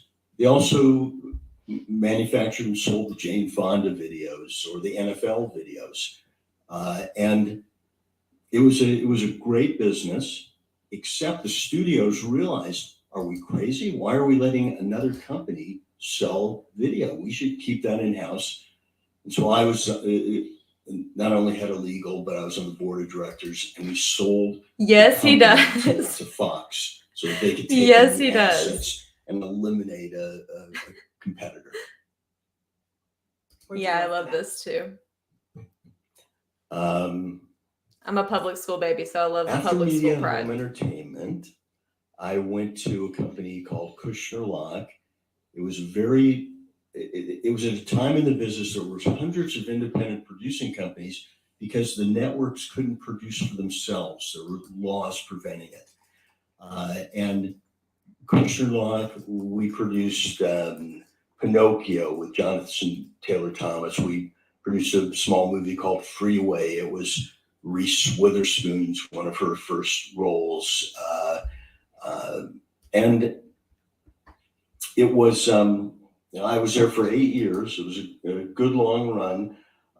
You ain't lying, Sam. They, as all those independent companies ultimately did, not all, most, they went bankrupt after 8 years. What did you do after that? Now you can see I'm still chasing the in-house world. I went to a company, Nelvana. They were a Canadian animation company, but they had this big office in LA. I headed up business and legal. We manufactured, made, produced animated television series like Care Bears and merchandising also. Babar, Big Bear, Little Bear, all sorts of animated subjects and merchandising deals and cartoons, if you will. And then that Canadian company closed the LA office and moved back to Canada. I didn't want to move back to Canada. And so my last in-house situation, I went to Universal Network Television, and I did business and legal affairs on Just Shoot Me, television series, a series starring Josh Brolin called Mr. Sterling. It was kind of patterned on Mr. Smith Goes to Washington. And at the same time I was at Universal Network Television, I consulted with Nickelodeon Features, and I helped them sort of build out their feature products. They were on the Paramount lot. I had been at Paramount for a long time, and we worked on films such as SpongeBob, the animated film. And then when that consulting ended and NBC came in and bought Universal, that, ended my job at Universal. And I made the decision I would go back and be a lawyer at a law firm. What types of work were you doing when you went back to the law firms? When I went back to the law firm, I did a lot of, I worked on their clients, and I helped a financier, Robert Sillerman, in effect buy the American Idol brand. I worked with Barry Gordy's company, trying to turn some of his world into theatrical plays. I worked with the Nat King Cole estate, trying to do things. So it was a lot of reality. I remember I worked with J. Walter Thompson, and they were in effect creating advertising opportunity branding. And then the one that sticks in my mind is I helped. He doesn't look that old to me. Market things so that he made a deal to. He knows everyone. George Foreman Grill, and I love a George Foreman grill, y'all. It's good practice. I got two. Mr. Marks, you testified that you now are at a law firm called Richard Marks and Associates. When did you start that firm?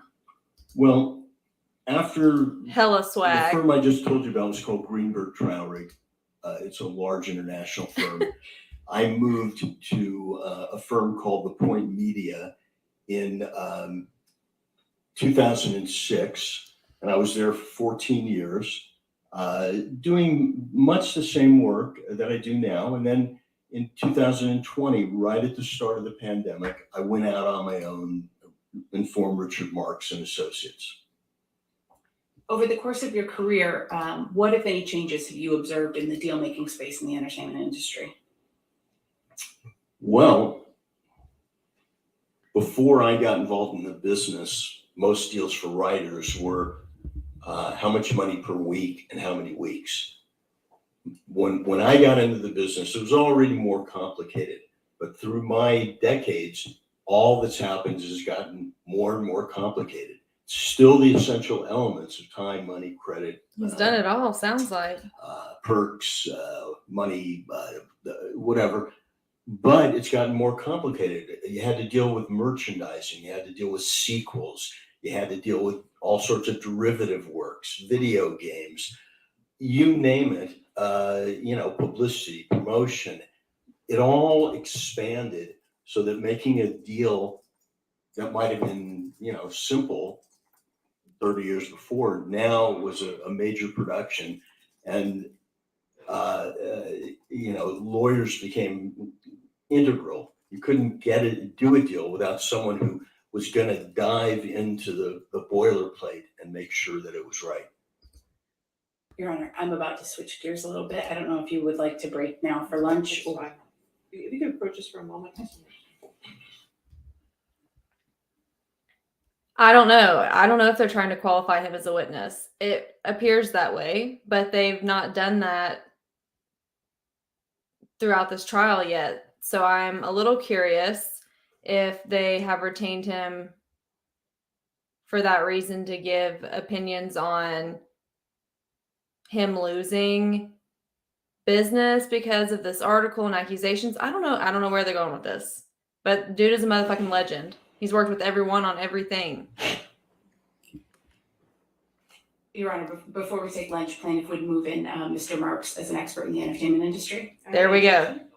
Yep. All right, so moved. All right, ladies and gentlemen, we'll go ahead and take our hour lunch then. Please do not talk to anybody. Don't do any outside research. We'll see you back in an hour, okay? Thank you.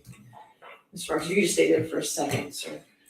So he was just accepted as an expert for the entertainment industry.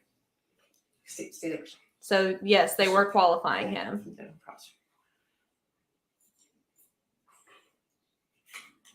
I mean, it sounded like that's what they were doing, but you never know. We saw one earlier that kind of sounded like it was going that way, and then it didn't. Sir, since you're in the middle of your testimony, you cannot talk to anybody about your testimony at this time, including any lawyers or Mr. Depp. Okay, sir?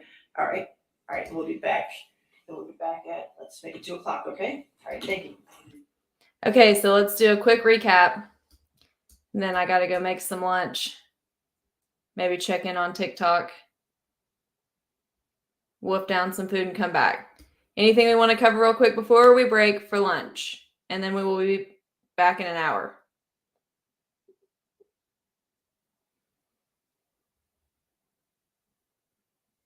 Yes, I think, yeah. Since they've accepted him as an expert in the entertainment industry, I'm thinking that's where they're going to go with this. They're going to talk about maybe why he got fired or how perception from this kept him from getting hired. I think that's where they're going with this. Damage to his acting career.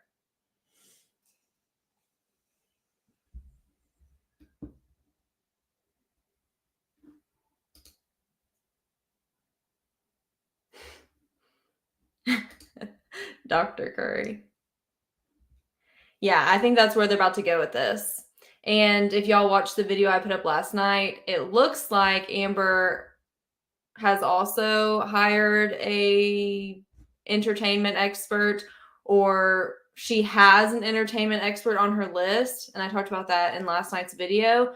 But I looked through that woman's page and she ain't got shit on homie that we just watched get accepted in. I mean, my God, who has he not worked with? Who has he not worked with?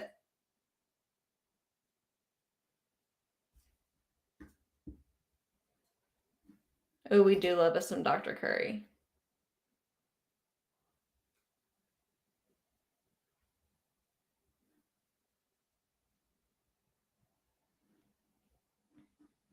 Any other questions before we break for lunch?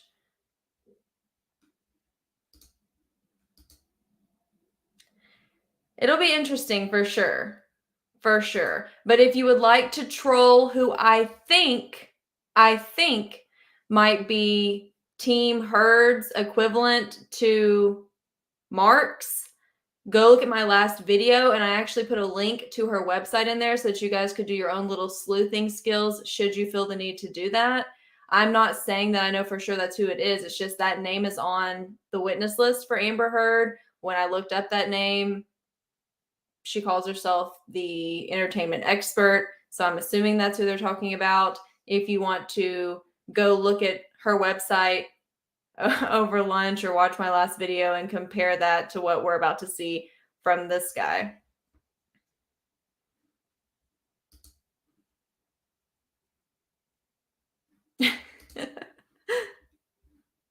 Yeah, he literally knows everyone. I mean, who did he not name drop? When he said Robin Williams, I was like,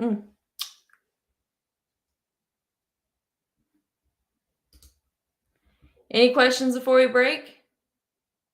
I don't know how many witnesses from Depp are left. I have his list if we want to look at that real quick. Let's see.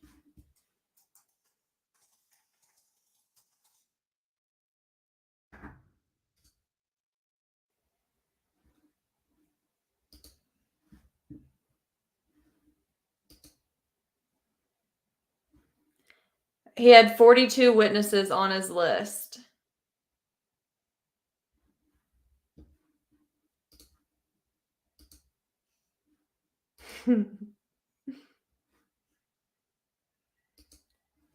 Let's see. I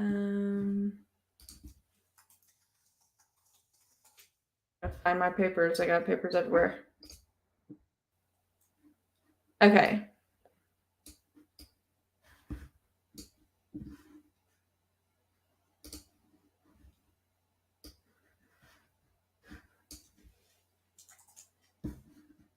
Let's see.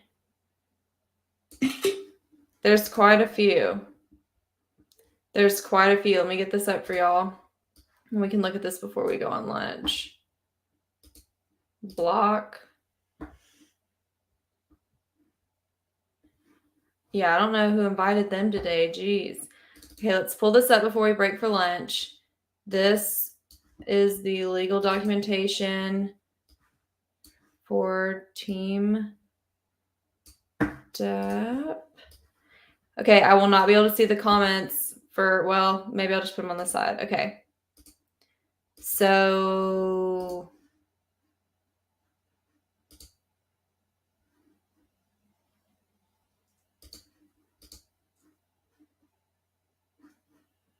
we'll just do entire screen. Okay. So here's his witness list. We know we've seen him. Gina.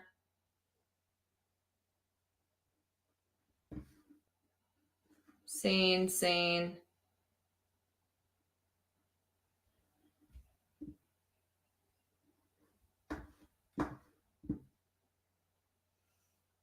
Here's Mark's right here.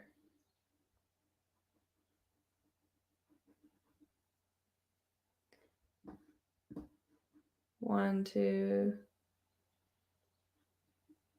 3, 4. So we've got quite a few left. Can y'all read this? Do we need to try to make it bigger?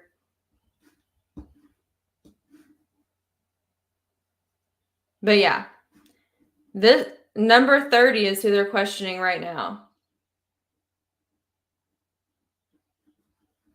But that doesn't mean that they went in order, which we know they didn't because, you know, Johnny didn't go first. Gina was, they did not go in order, but 30 is who is up now.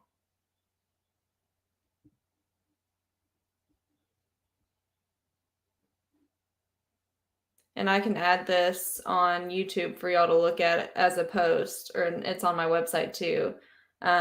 Whatever y'all think. But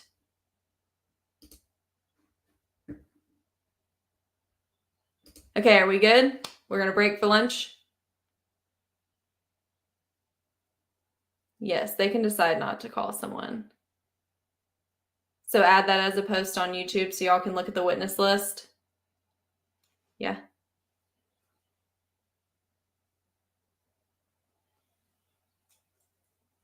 Okay, everyone go eat lunch. I will add this witness list as a post on YouTube for y'all to like go through.